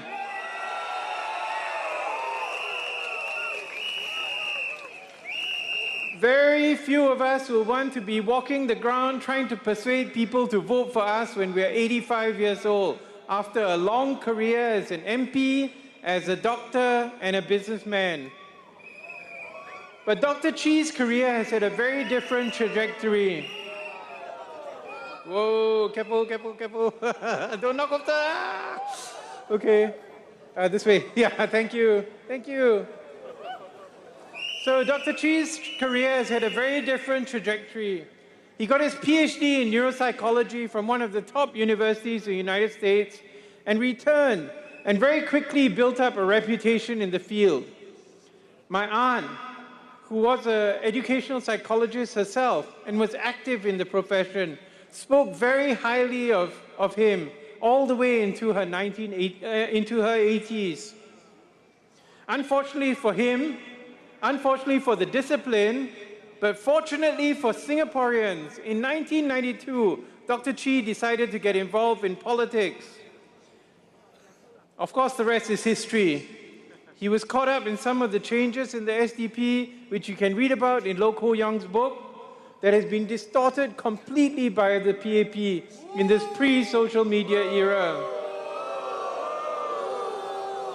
And there were many people, including many of my family and friends, who thought that Dr. Chi was some crazy guy. In 2013, I remember, I brought my wife for lunch with Dr. Chi, and we went to the Penang place in 1 North. And I'll never forget this. As I was leaving the place, my wife said to me, "He's a normal person." I said, "Of course he's a normal person." But she said, if you believe what the PAP politicians tell you and what the media tells you, you think he's a psychopath. For many Singaporeans, though, the turning point was the general election in 2015. That was when Sun Juan was finally allowed to speak to the public unfiltered. I remember the most striking moment was the rally at Commonwealth when he spoke in 4 languages and 3 dialects. You know, he hadn't been allowed to speak for almost 10 years, so that's why he just had to let go. 2 images that stick to my mind were, before the general election, he was standing outside a MRT station selling his books, and people crossed by on the other side. During the general election, in one of the rallies, there were people who queued up for 300 meters all the way around this field just to get him to sign the book. Some of them waited 1.5 hours. What made the difference? I think it was social media, because that gave Singaporeans a chance to get the word out that Dr. Chi truly believes in a better Singapore for everyone. He also has the personality and the talent to make that happen, and hopefully on May the 3rd, you residents of Sembawang West will give him a chance to prove this through your votes.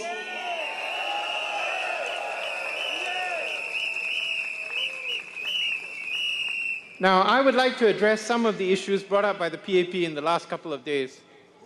First of all, there's this politician who abandoned Aljunied for Sembawang, and then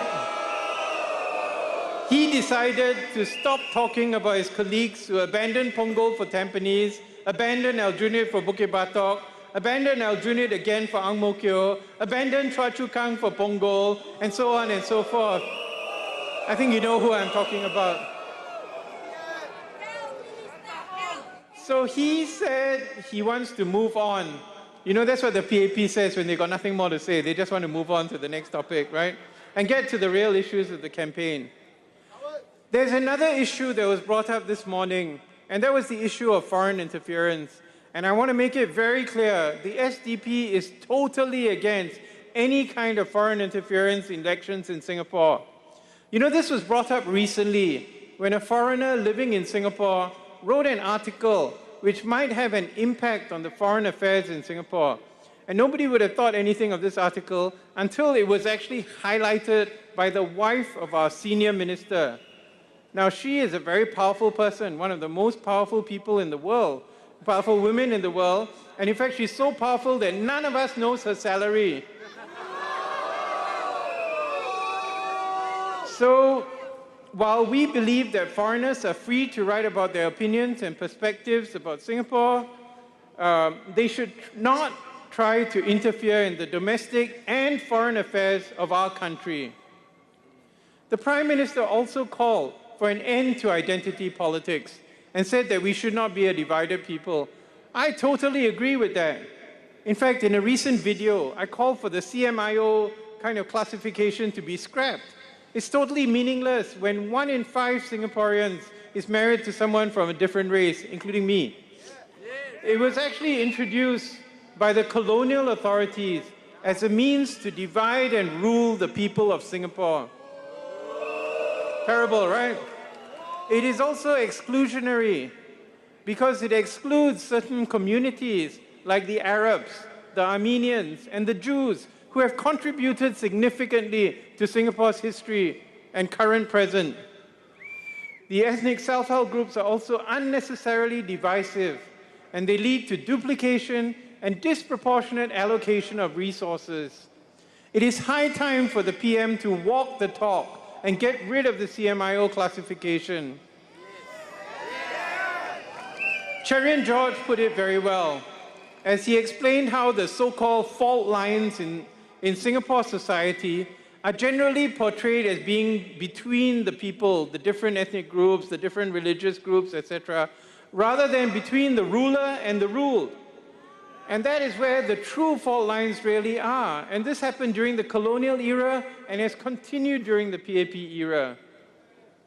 More importantly, there have been major issues raised by the PAP about the living wage proposals made by the SDP and other parties.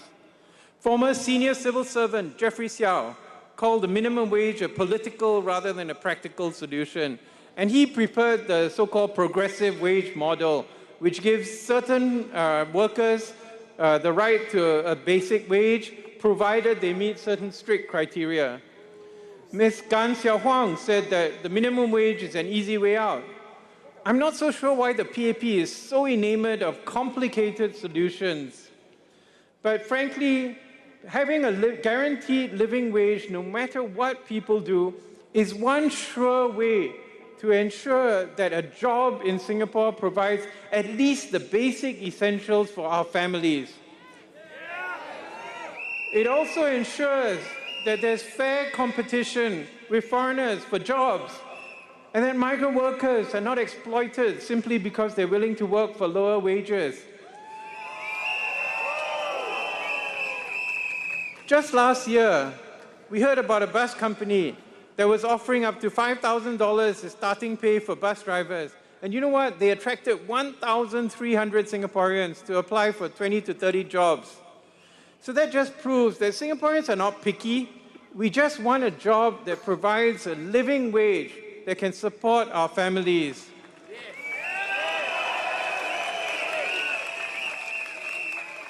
The SDP has campaigned for a living wage for the last 20 years. We've been told that it will cause widespread unemployment. But actually, you know what? The PAP has employed the progressive wage model, which is actually a minimum wage in disguise. But there has not been widespread unemployment. So tonight, for the bulk of my message, I'm going to talk to you about the third pillar of SDP's manifesto, which is respect for our planet. So T is taxes, H is healthcare, R is respect for our planet. And this refers to climate change. Many people think that climate change is some airy-fairy idea dreamed up by academics trying to preserve their jobs. But the reality is that climate change is happening around us, and we cannot deny it, even if we try to. Last year, 2024, was the hottest year on record in Singapore since they started recording temperatures. It tied with one of the earlier years in this century. And this effect of climate change is quite significant. In my own field, rises in temperature around us, environmental temperature, can increase dangers to human health. For example, cold-blooded insects such as mosquitoes can live longer and can bite us more and spread diseases when it's only 1 or 2 degrees hotter than usual. While the exact contribution of human efforts and human activity to climate change is debatable, there is no question that if you continue to burn fossil fuels, you are literally adding fuel to the fire that's burning our planet. So in our climate change paper, we call on the government to accelerate the transition from fossil fuels to renewable energy. And this should be done in a long-term and sustainable way through stopping the investment in coal-burning facilities, which unfortunately is still going on, with the recent funding of a coal-fired nickel plant in a neighboring country. We also call for an accelerated transition for Singapore from a heavily oil and gas dependent economy to one which becomes a regional leader in renewables. We have the technology, we have the human capital, that's you, to make this possible. Now, while investments in the National Research Foundation led by former DPM Heng Swee Keat are commendable, much more needs to be done. And it needs to be done from a ground-up rather than a top-down approach. And this is in line with our long-standing history of calling for basic human rights, freedom of expression, which recognize the rights of every individual and not just the wealthy and elite. So we call for empowering local communities to take the initiative, develop and promote the use of renewable energy. We also call for the preservation of our green spaces. There are rewilding efforts which are underway, but the relentless quest by the PAP to increase our population to some mysterious target which they refuse to say is caused the destruction of the Tengah forest, the destruction of significant parts of the Clementi and Dover forests, and even the large swathes of the Kranji forest just nearby. So removing the green lungs of the city will have an adverse effect, not just on the air that we breathe, but also on our mental health and well-being. So we call for a moratorium on all forest cutting activity, including the secondary forest, as well as for the environmental impact analysis to be taken seriously. We have only one planet and one tiny island nation. We need to work together as one people, regardless of race, language, or religion, to protect what we have been given, to be good stewards of what we have, to ensure that we do not allow the destructive forces of the fossil fuel industry to literally consume us to death. We owe it to future generations. Many of us think that all these things will happen after we're long gone. But it is the children to whom the future belongs. That is certainly not the Singaporean way, and it is definitely not the SDP way, as we want a Singapore where everyone can thrive, and babies can grow up in a world not just surviving the coming climate crisis, but thriving. Vote for change. Vote for the SDP. Thank you.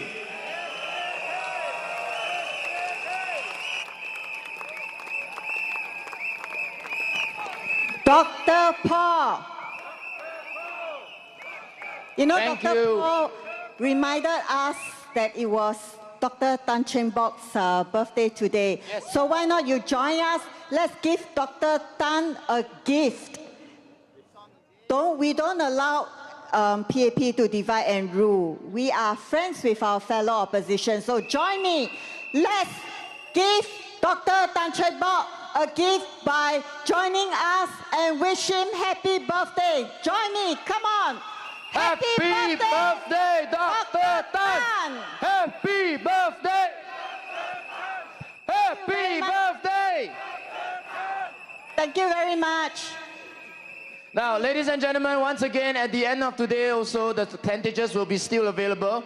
I will implore you to purchase any of our merchandise, including books like this, stating, it starts with a dream. And it always starts with a dream, but it always ends in reality for all of us. And I hope by the 3rd of May, we all will see the kind of reality that we want to see, isn't it? And this book, the author will be our next speaker.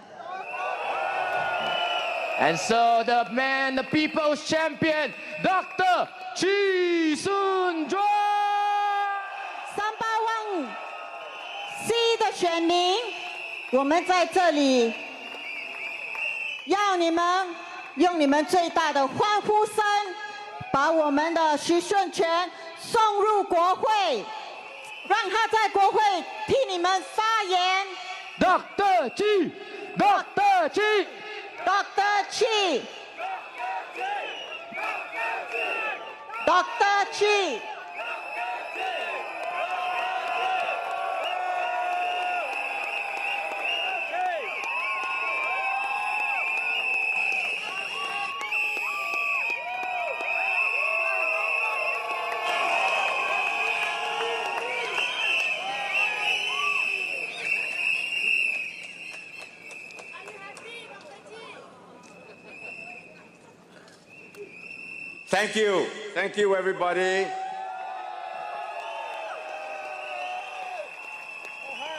谢谢大家 ，Thank you so much. 首先，我想用一些华语来跟你们谈一谈，好不好？今天早上我在 Woodland Smart 的时候，跟有去那个 Kampung Admiralty 也碰到你们，跟你们讲说，今天晚上我们群众大会会在这里。我也是跟你们讲说，我会用一些中文、华语来跟你们讲一讲，好不好？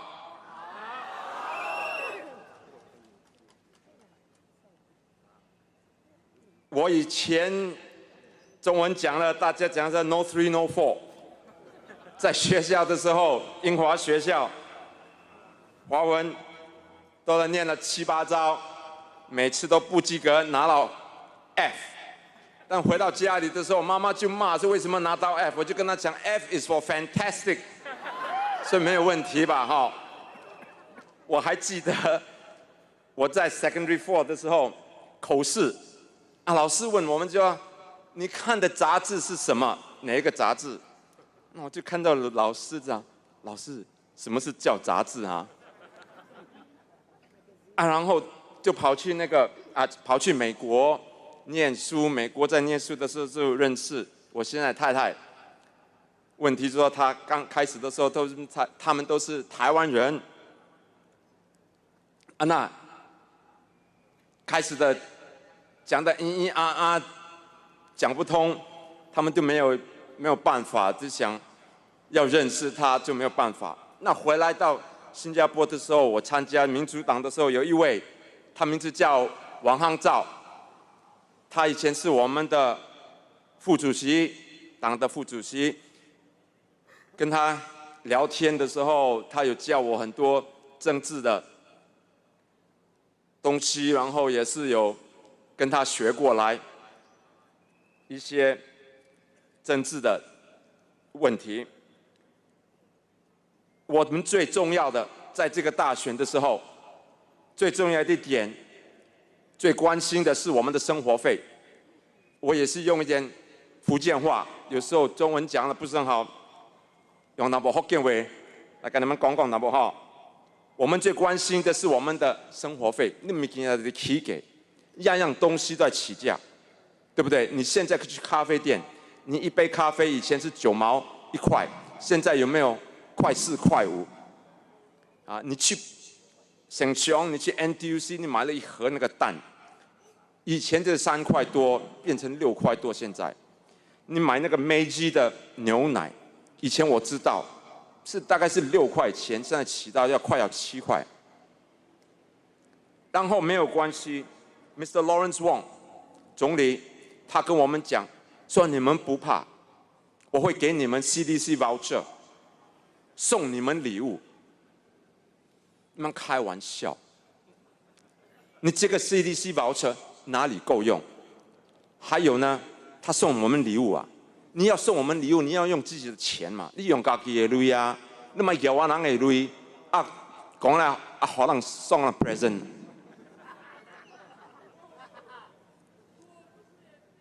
然后我们也是知道，说现在那水费也是起价。去年跟今年刚刚上个月，你的水又在起了，一共有起到18%。去年每一年从2018年到去年，我们的车费 bus MRT fares 一直在起。你的车油，你们开车的已经知道，2021年的时候起了23%。你的电 gas 也是在起。每一样东西，你如果是有小孩子，你们知道，念大学 NUS、NTU、SMU， 每个他们住的地方 dormitories 也是在起。你扫头开率 Town Council 的费也是在起，变本所也是起嘅，物件拢起到了，连 GST 也是给咱起7%，起到9%。按了，黄总理来跟我们讲，说我要送你们礼物。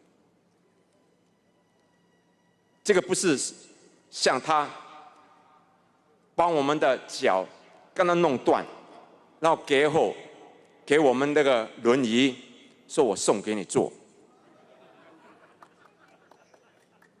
我最关心的就是阿伯阿姆，你们拿到这个 CDC voucher， 你们要会想，不要让 PAP 相信 PAP 投他们的票。你们也是要想到你们的孩子、你们的孙子，他们的生活压力也是很高。想说，现在我们年轻的一代，他们的心理健康的问题也是很大。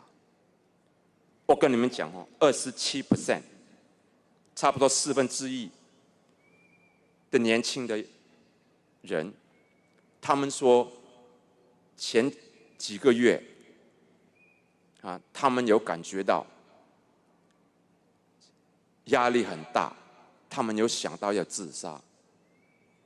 所以你们要投票这次的时候，你们要好好去考虑，不要只是为了 PAP， 为了政府送给我们 CD voucher， 我们就要投他们的票。我们要会好好的想，好不好？另外一件事，就是我要跟你们提出来的，就是王以康先生一直讲说我是从 Bukit Batok 跳来这边Sembawang西。我要跟他讲一句话 ，Mr. Wang， 你好些不？我们现在的问题这么大，生活费、医药费、车费，样样东西都这么问题这么大，你不要讲，你不要提出来跟选民讲，你还要讲到我不给巴多以前的事情。那你呢？你从那个 originate 跳来这边Sembawang，你说什么？他说because of strategy。PAP 做的就是 strategy， 反对党做的就是错误。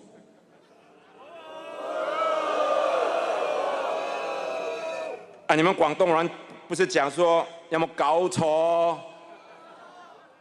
說話冇亂講嘛，對不對？所以我們這件事，我們真的要小心。在這裡的時候，我們這個大選事情真的很。我们的问题就是很大，我想跟你们讲的，就是说，你们下个星期六要去投票的时候，你们真的要考虑，不要一直去听 PAP 的话。如果你们有邻居，你们有朋友们，跟他们讲一讲，说很重要这次的大选。如果我们这样继续下去，我们的问题会更多，会更大。你们要好好去想，下个星期六来投我们的票，投民主党的票。谢谢你们 ，Thank you。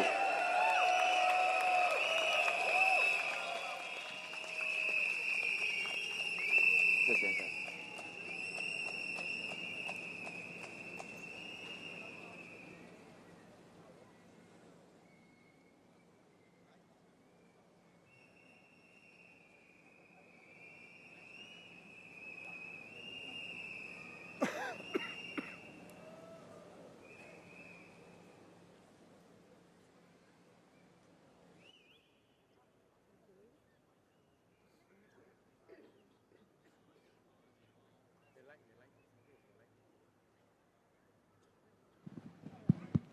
All right, ladies and gentlemen, a slight technical difficulty, but give us a few minutes to sort it out.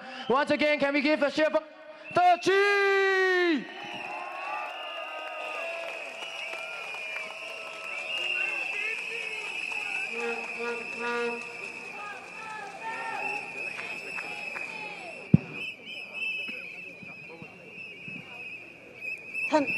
Turn on.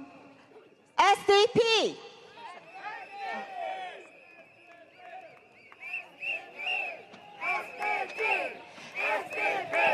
Dr. Chi.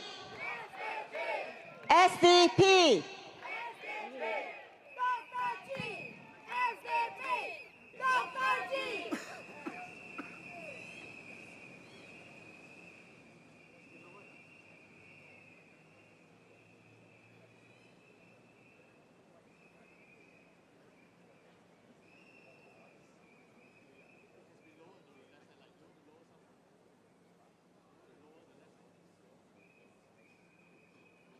All right, ladies and gentlemen, give us a few seconds just to adjust the teleprompter. But meanwhile, I just want to implore you, because I see already a half sea of red outside there. However, tomorrow, we would like to see more red from you guys. Shall we do that tomorrow, please? 对，记得穿你们的红衣来我们的群众大会。好，红红不害人哦。明天在三大。It's at the Sun Plaza Hard Court, just outside the Sun Plaza.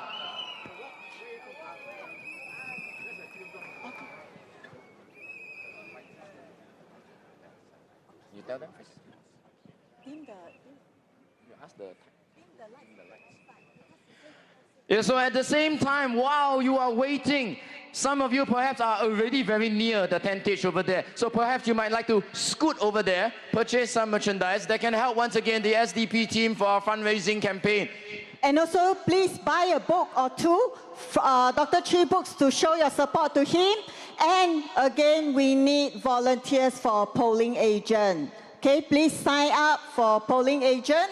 And now we will give the stage to Dr. Chi. Once again, Dr. Chi!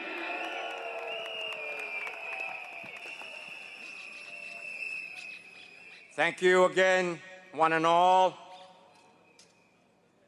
Now, before they announced the boundaries in this election, many people told me that Bukit Batok would not exist as an SMC. It would be redrawn into a GRC. I thought to myself at that time that there was a possibility, just a possibility. But nonetheless, I was hoping that this wouldn't happen. Looking back, I guess it was just wishful thinking. I was in a dilemma. I knew that the harder I worked in Bukit Batok, the greater the likelihood that it would disappear into a GRC. But I could not. I could not give my best in Bukit Batok. And so in the years in between elections, I continued to work there. No regrets, absolutely none. But when the new boundaries, thank you. But when the new boundaries were announced last month, I remember it was on a Tuesday. Brian called me up at 2 o'clock and said, Dr. Chi, you know they're going to be releasing the report in Parliament at 3 o'clock. And so I waited. At precisely 3 o'clock, went to the website. My eyes went straight to the list and was looking for Bukit Batok, SMC, and sure enough, it was no longer. After 9 years, immersing myself and establishing a bond with the community there, I'd be lying if I told you that I didn't feel the pain of seeing the constituency disappear. Through the years, I had fought for the residents on municipal issues, mainly to do with safety matters that I found absolutely appalling. For example, electrical boxes on lampposts were rusted out and open with wires exposed. And the worst part was that these lampposts were situated right next to the playground. I also facilitated a petition among residents to construct a footpath. Otherwise, pedestrians would have to walk on the road itself, which posed obvious dangers. Sure enough, on a Sunday morning, I went down where people were walking to the market, and there was a grandmother holding the hand of her little girl, and they were walking along the road. A car came along and stopped just in time. The grandmother got a fright and pulled the little girl away. I caught this all on camera. It's on my Facebook. But the most egregious case was a fire that broke out in 2019 in one of the flats. It happened in the middle of the night. I visited the block early the following morning, and when the residents saw me, the first thing they said to me was, from afar, they shouted to me, "Bo zui ya, bo zui ya," no water, no water. So I went up to the floor where the fire had broken out, 13th floor, and discovered that the hose reel cabinet was padlocked. A resident had broken the lock, but when they pulled out the hose, there was no water. As a result, the fire raged on, and the occupants in that flat, 3 of them, one Amma, Akong, and the son, who was grown-up son. The fire got so bad, they had to climb out through the kitchen window. On the 13th floor, they perched themselves on the outside of the flat. The fire engine came, SCDF engine came, raised the ladder and brought them down. But the mother couldn't come out. She stayed in the flat and she died. I wrote to the Jurong Clementi Town Council to ask for answers. SCDF subsequently conducted an investigation and determined that the safety codes were indeed violated, were broken. After several days, the PAP MP there, Mr. Murali Pillai, finally came out to apologize over the incident. And it turned out that the hose reel cabinet was padlocked because they didn't want it to be vandalized. And the town council staff had failed to turn the water back on after some washing operation. The surviving family member then got in touch with me and was interested in engaging a lawyer to see what could be done. And so I found him a lawyer. But when I replied to him to tell him who to contact, he didn't reply me anymore. As the years went by, my team and I got more and more involved in the community in Bukit Batok, and we rented a small office space on top of one of the blocks above McDonald's. We organized dinners and get-togethers, conducted holiday activities for students, held enrichment classes for needy children, gave out bursaries to lower-income families, and even got a sponsor to build a wheelchair access ramp for an elderly resident. None of the money came from public funds. We raised all the money ourselves to conduct these activities.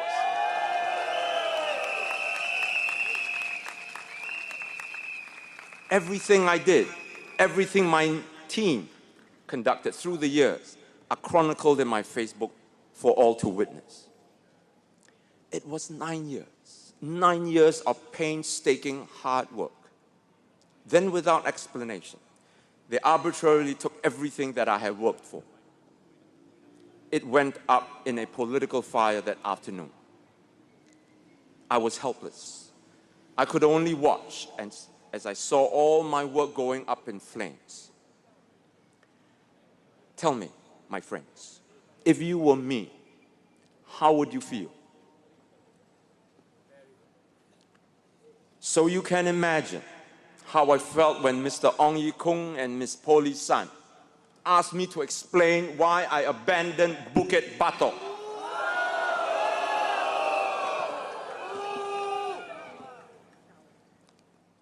You don't work at a place for nearly a decade, put in your heart and your soul, and not feel it when they rip it from under you.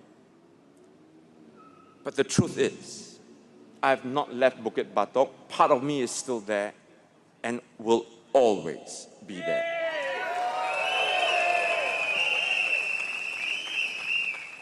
I know every block, every coffee shop, every basketball court there. I think I know Bukit Batok even better than Mr. Murali himself.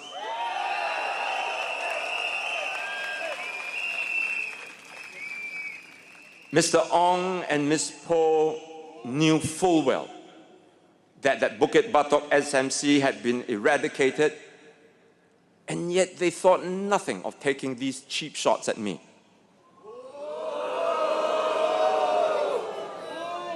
And yesterday, Mr. Alex Yam has jumped into the fray and piled it on, saying that I had broken my promise. And then,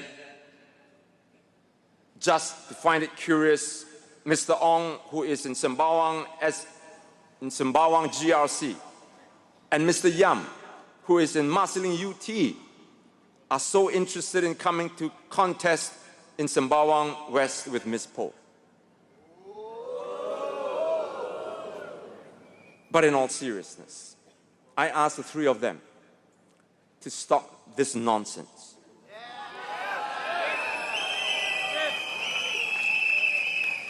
Don't let's sink into gutter politics again, please. You're all better than that. Elections are a time when parties present their policies and platforms and then persuade the people for support.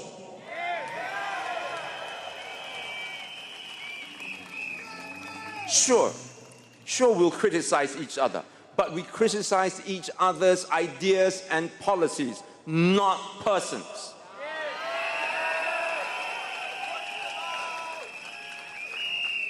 In all my years of politics, I have stayed away from engaging in personal attacks against my opponents.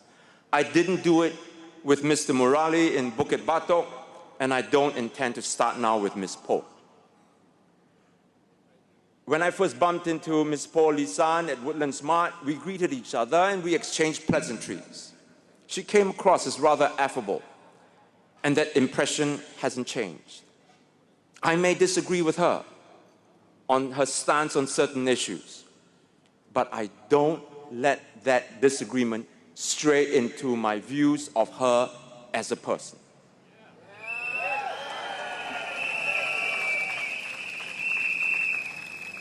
And so I was quite surprised when she made those remarks about me, questioning my sincerity, saying that I spent only 1 month in Sembawang West and that I hadn't done, quote unquote, real work in the constituency.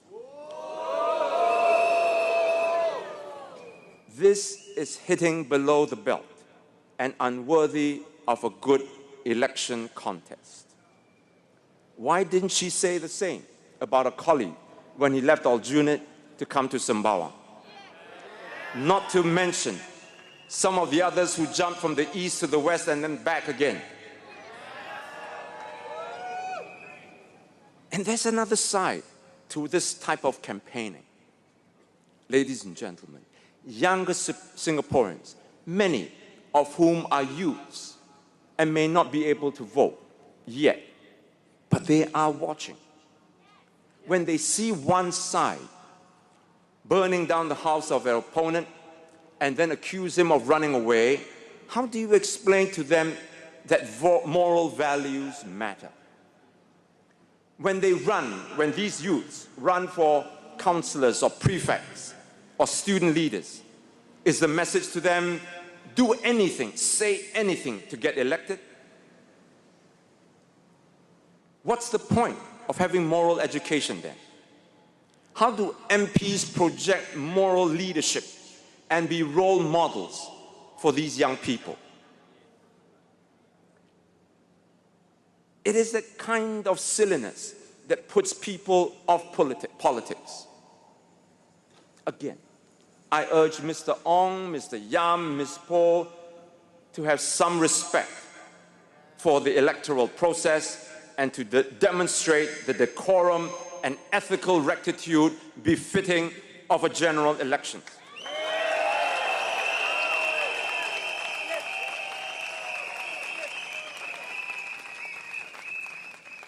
I want to ask them to turn their attention back to the issues that the voters here in Sembawang West and the rest of Singapore really care about: the high cost of living, unemployment opportunities, job security, and so on.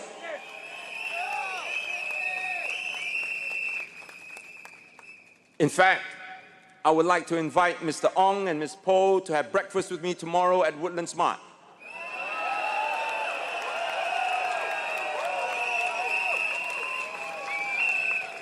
And let's talk over a cup of kopi about how we can better the residents to improve their lives instead of continuing with what they're doing. Voters expect better from them.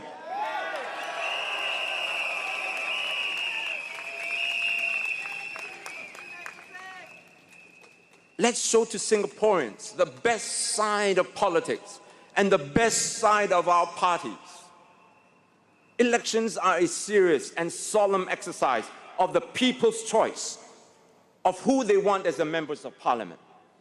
And candidates should comport themselves to the occasion. And so after I made the decision to contest in Sembawang West, my team and I wasted no time in getting the word out. On the morning of 23rd of March, on a Sunday, when I announced my candidacy here, the entire Team SDP spread out across the constituency and in one morning distributed to every single household my introductory flyer. I repeat, we covered the whole of Sembawang West with our flyers in one morning.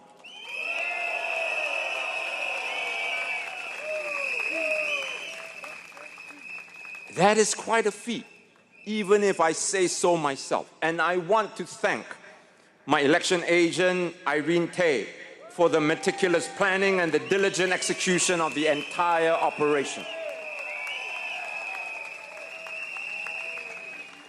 But that was only just the beginning. I still wanted to visit all of you at home.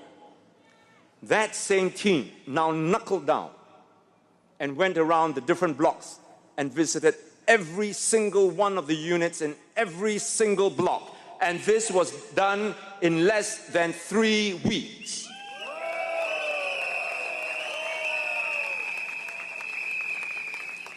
It was another amazing achievement.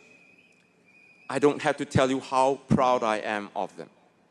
I personally couldn't cover all the blocks because of the limited time, but they dedicated themselves to the task and visited all of you in the 108 blocks in Sembawang West.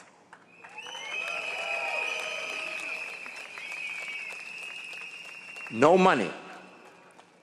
money can buy that kind of dedication and passion. I have no free car park to give them, no cushy jobs in the government companies to offer them. They worked on pure passion and the desire to get me into Parliament. They have my eternal gratitude.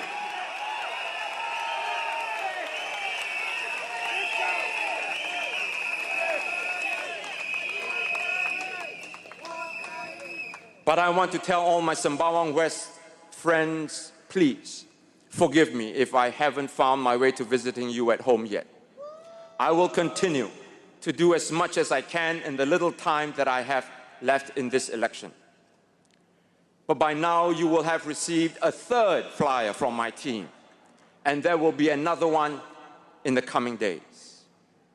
I tell you the work that we do and the organizational strength of Team SDP because I want you to know that we will bring that same competence, that same dedication, that same passion when we manage the Sembawang West Town Council.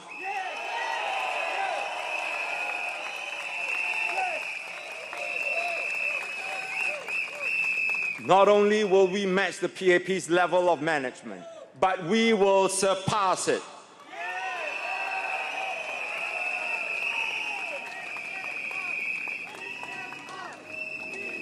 Mr. Ong says that Sembawang West will be a lonely island. On the contrary, Mr. Ong, instead of a lonely island, Sembawang West will thrive and will become an oasis of community caring. Team SDP will see to that.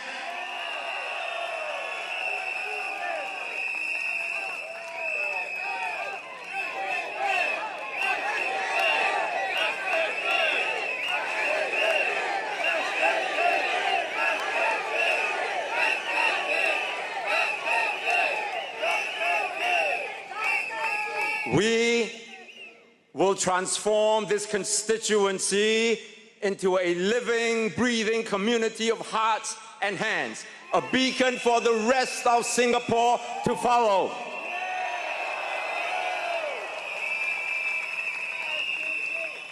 And who knows, Mr. Ong might even want his Sembawang Town Council to be managed by Team SDP in the future.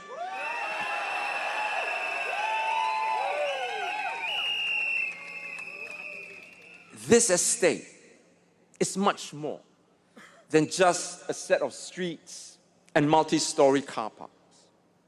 By the time I'm done with this town, it will be a community where no one feels alone, where neighbors smile and greet each other, where care for your neighborhood is not outsourced but personalized every day in every corner by every single one of us in Team SDP.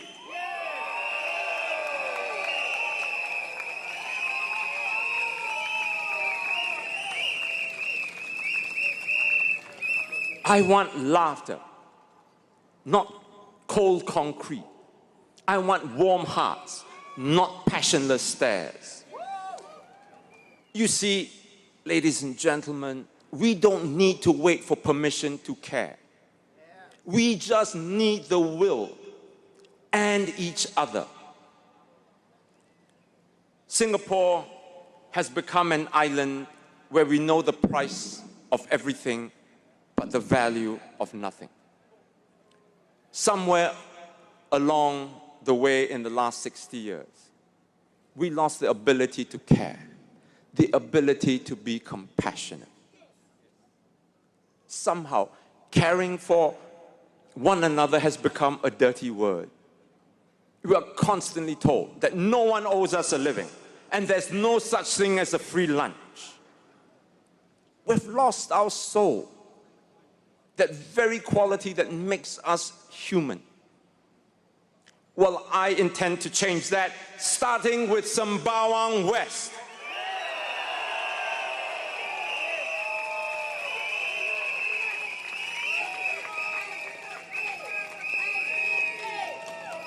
But to do that, you will need more, much, much more than a part-time MP. You need someone here every day to hear you, to listen to you, to be that voice that speaks out your deepest worries and your highest aspirations.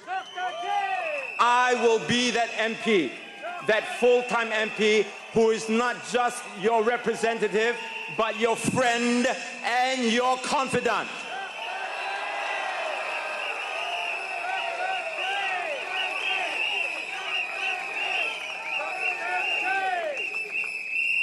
And I make you this pledge, voters at Sembawang West, that I will not outsource the running of your town council to a third-party profit-making company.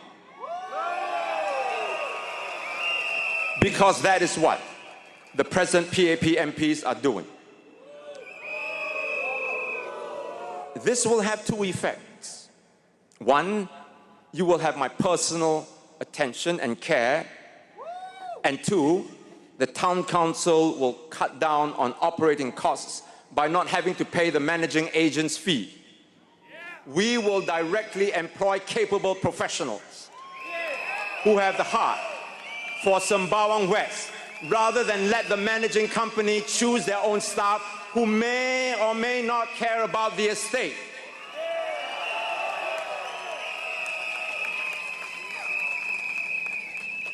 Of course, we will have the regular Meet the People sessions. I hear that residents wanting to see the MP must now wait for about 2 to 3 hours. I'm shocked. Do the MPs think they are some kind of rock stars? We will try to arrange it so that you won't have to waste so much time queuing up just to speak to me.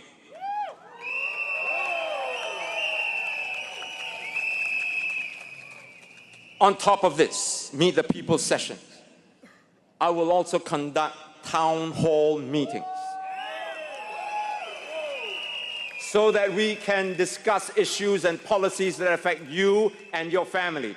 Anything and everything, from healthcare costs to your children's education to mental health support, we will organize such meetings so that I can hear you say and then take them with me to Parliament.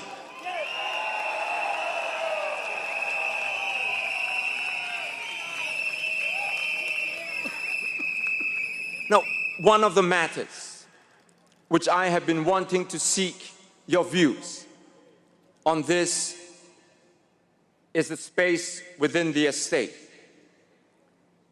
When I first came to Sembawang West, what I noticed was that all the buildings were very close together. There is very little open space in the estate. There was hardly any space for children to play around in, and little open green spaces for families, including our elderly, to enjoy some downtime. I went to block 717A, and I was walking along the void deck. I saw a sign that says, "No bouncing of balls." Look, I can understand. Maybe the residents on the second floor can hear the ball bouncing. But that speaks to the issue, right? Where do we have space for children to play, for children to romp around in? That is a huge problem within the estate. But Ms. Poh, together with the Ministry of National Development, defended their policy and pointed to the playgrounds dotting the estate and pointed to the Green Circle Park just outside of here. Just take a short walk and it's right there. They said, oh, the park was just so big and so big. I went down to take a look at it. I started from one end. I took a stroll, not a brisk walk. I took a stroll with my wife. And we finished it in all of 4.5 minutes. Of course, they say there's another park, but not much bigger than Green Circle Park on Woodlands Crescent. But these are not open green spaces, which are essential for the development of strong mental health. Even the Ministry of National Development has acknowledged this. And the PAP keeps saying that they share this ample open green space for Singaporeans to enjoy. I say that this is not enough, including Sembawang West residents. They continue to suffer from a mental health crisis due to overcrowding and lack of space in Singapore.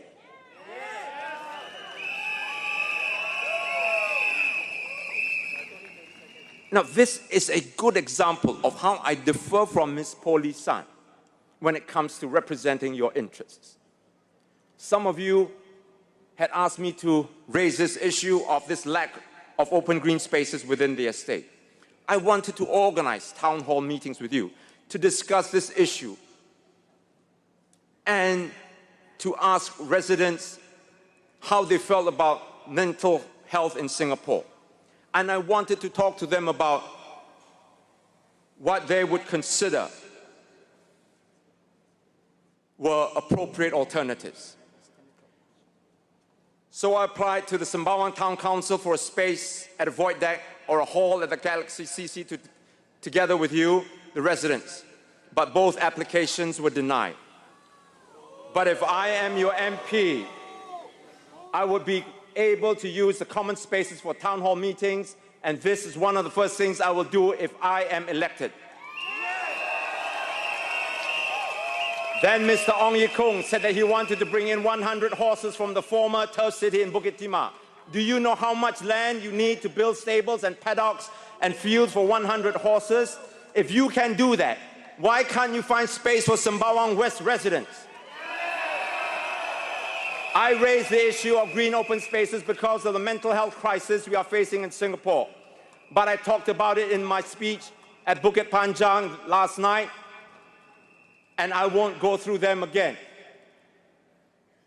But because we had such a smaller population back in 1960s and 70s, we had a lot more space and mental health was not such a big problem.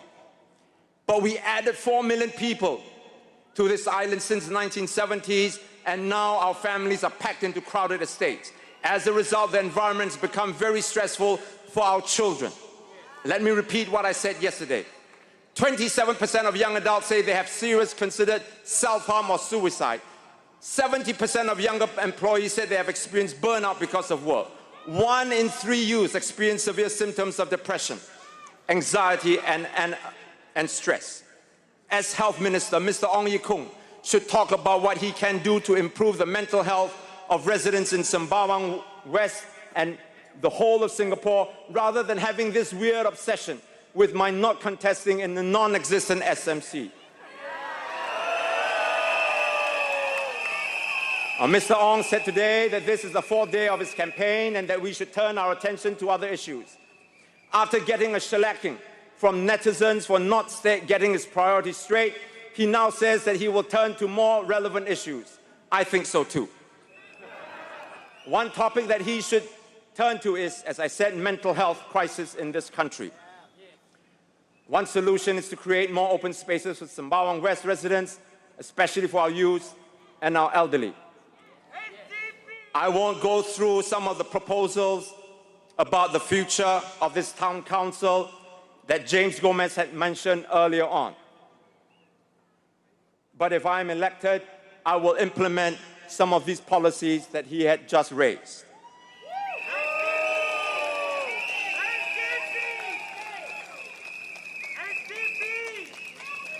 There was one resident who said, asked me whether, emailed me whether if I'm elected, whether the projects in the pipeline, like widening pathways and shaded walkways, will continue smoothly. My answer is a resounding yes.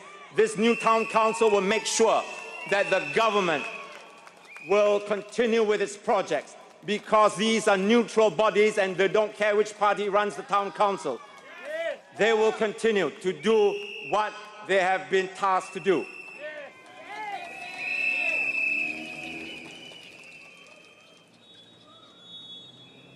Mr. Murali said at that time, assured Bukit Batok residents that these upgrading projects are funding neutral. And they mean, and I quote, that these projects do not depend on whether the PAP wins or loses. Mr. Low continued, would you be able to form a residents committee to continue the ongoing outreaches and activities? What are your common platforms to engage with your party? I've already highlighted that over and above Meet the People sessions, we will have regular town halls. And most importantly, I will be here on a daily, full-time basis, and you will have my undivided attention as your MP.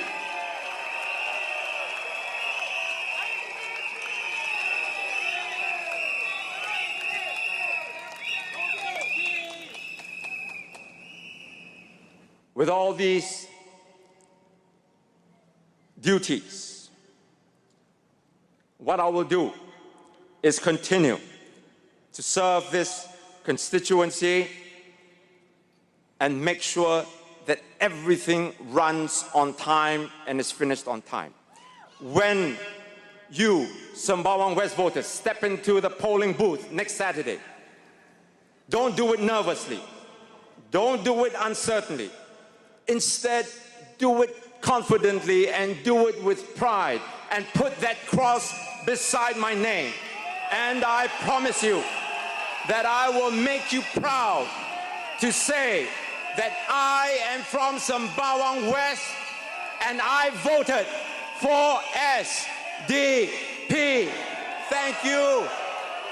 Good night. Thank you, everybody. Thank you, Dr. Chi. And we will see you all tomorrow evening at Sun Plaza.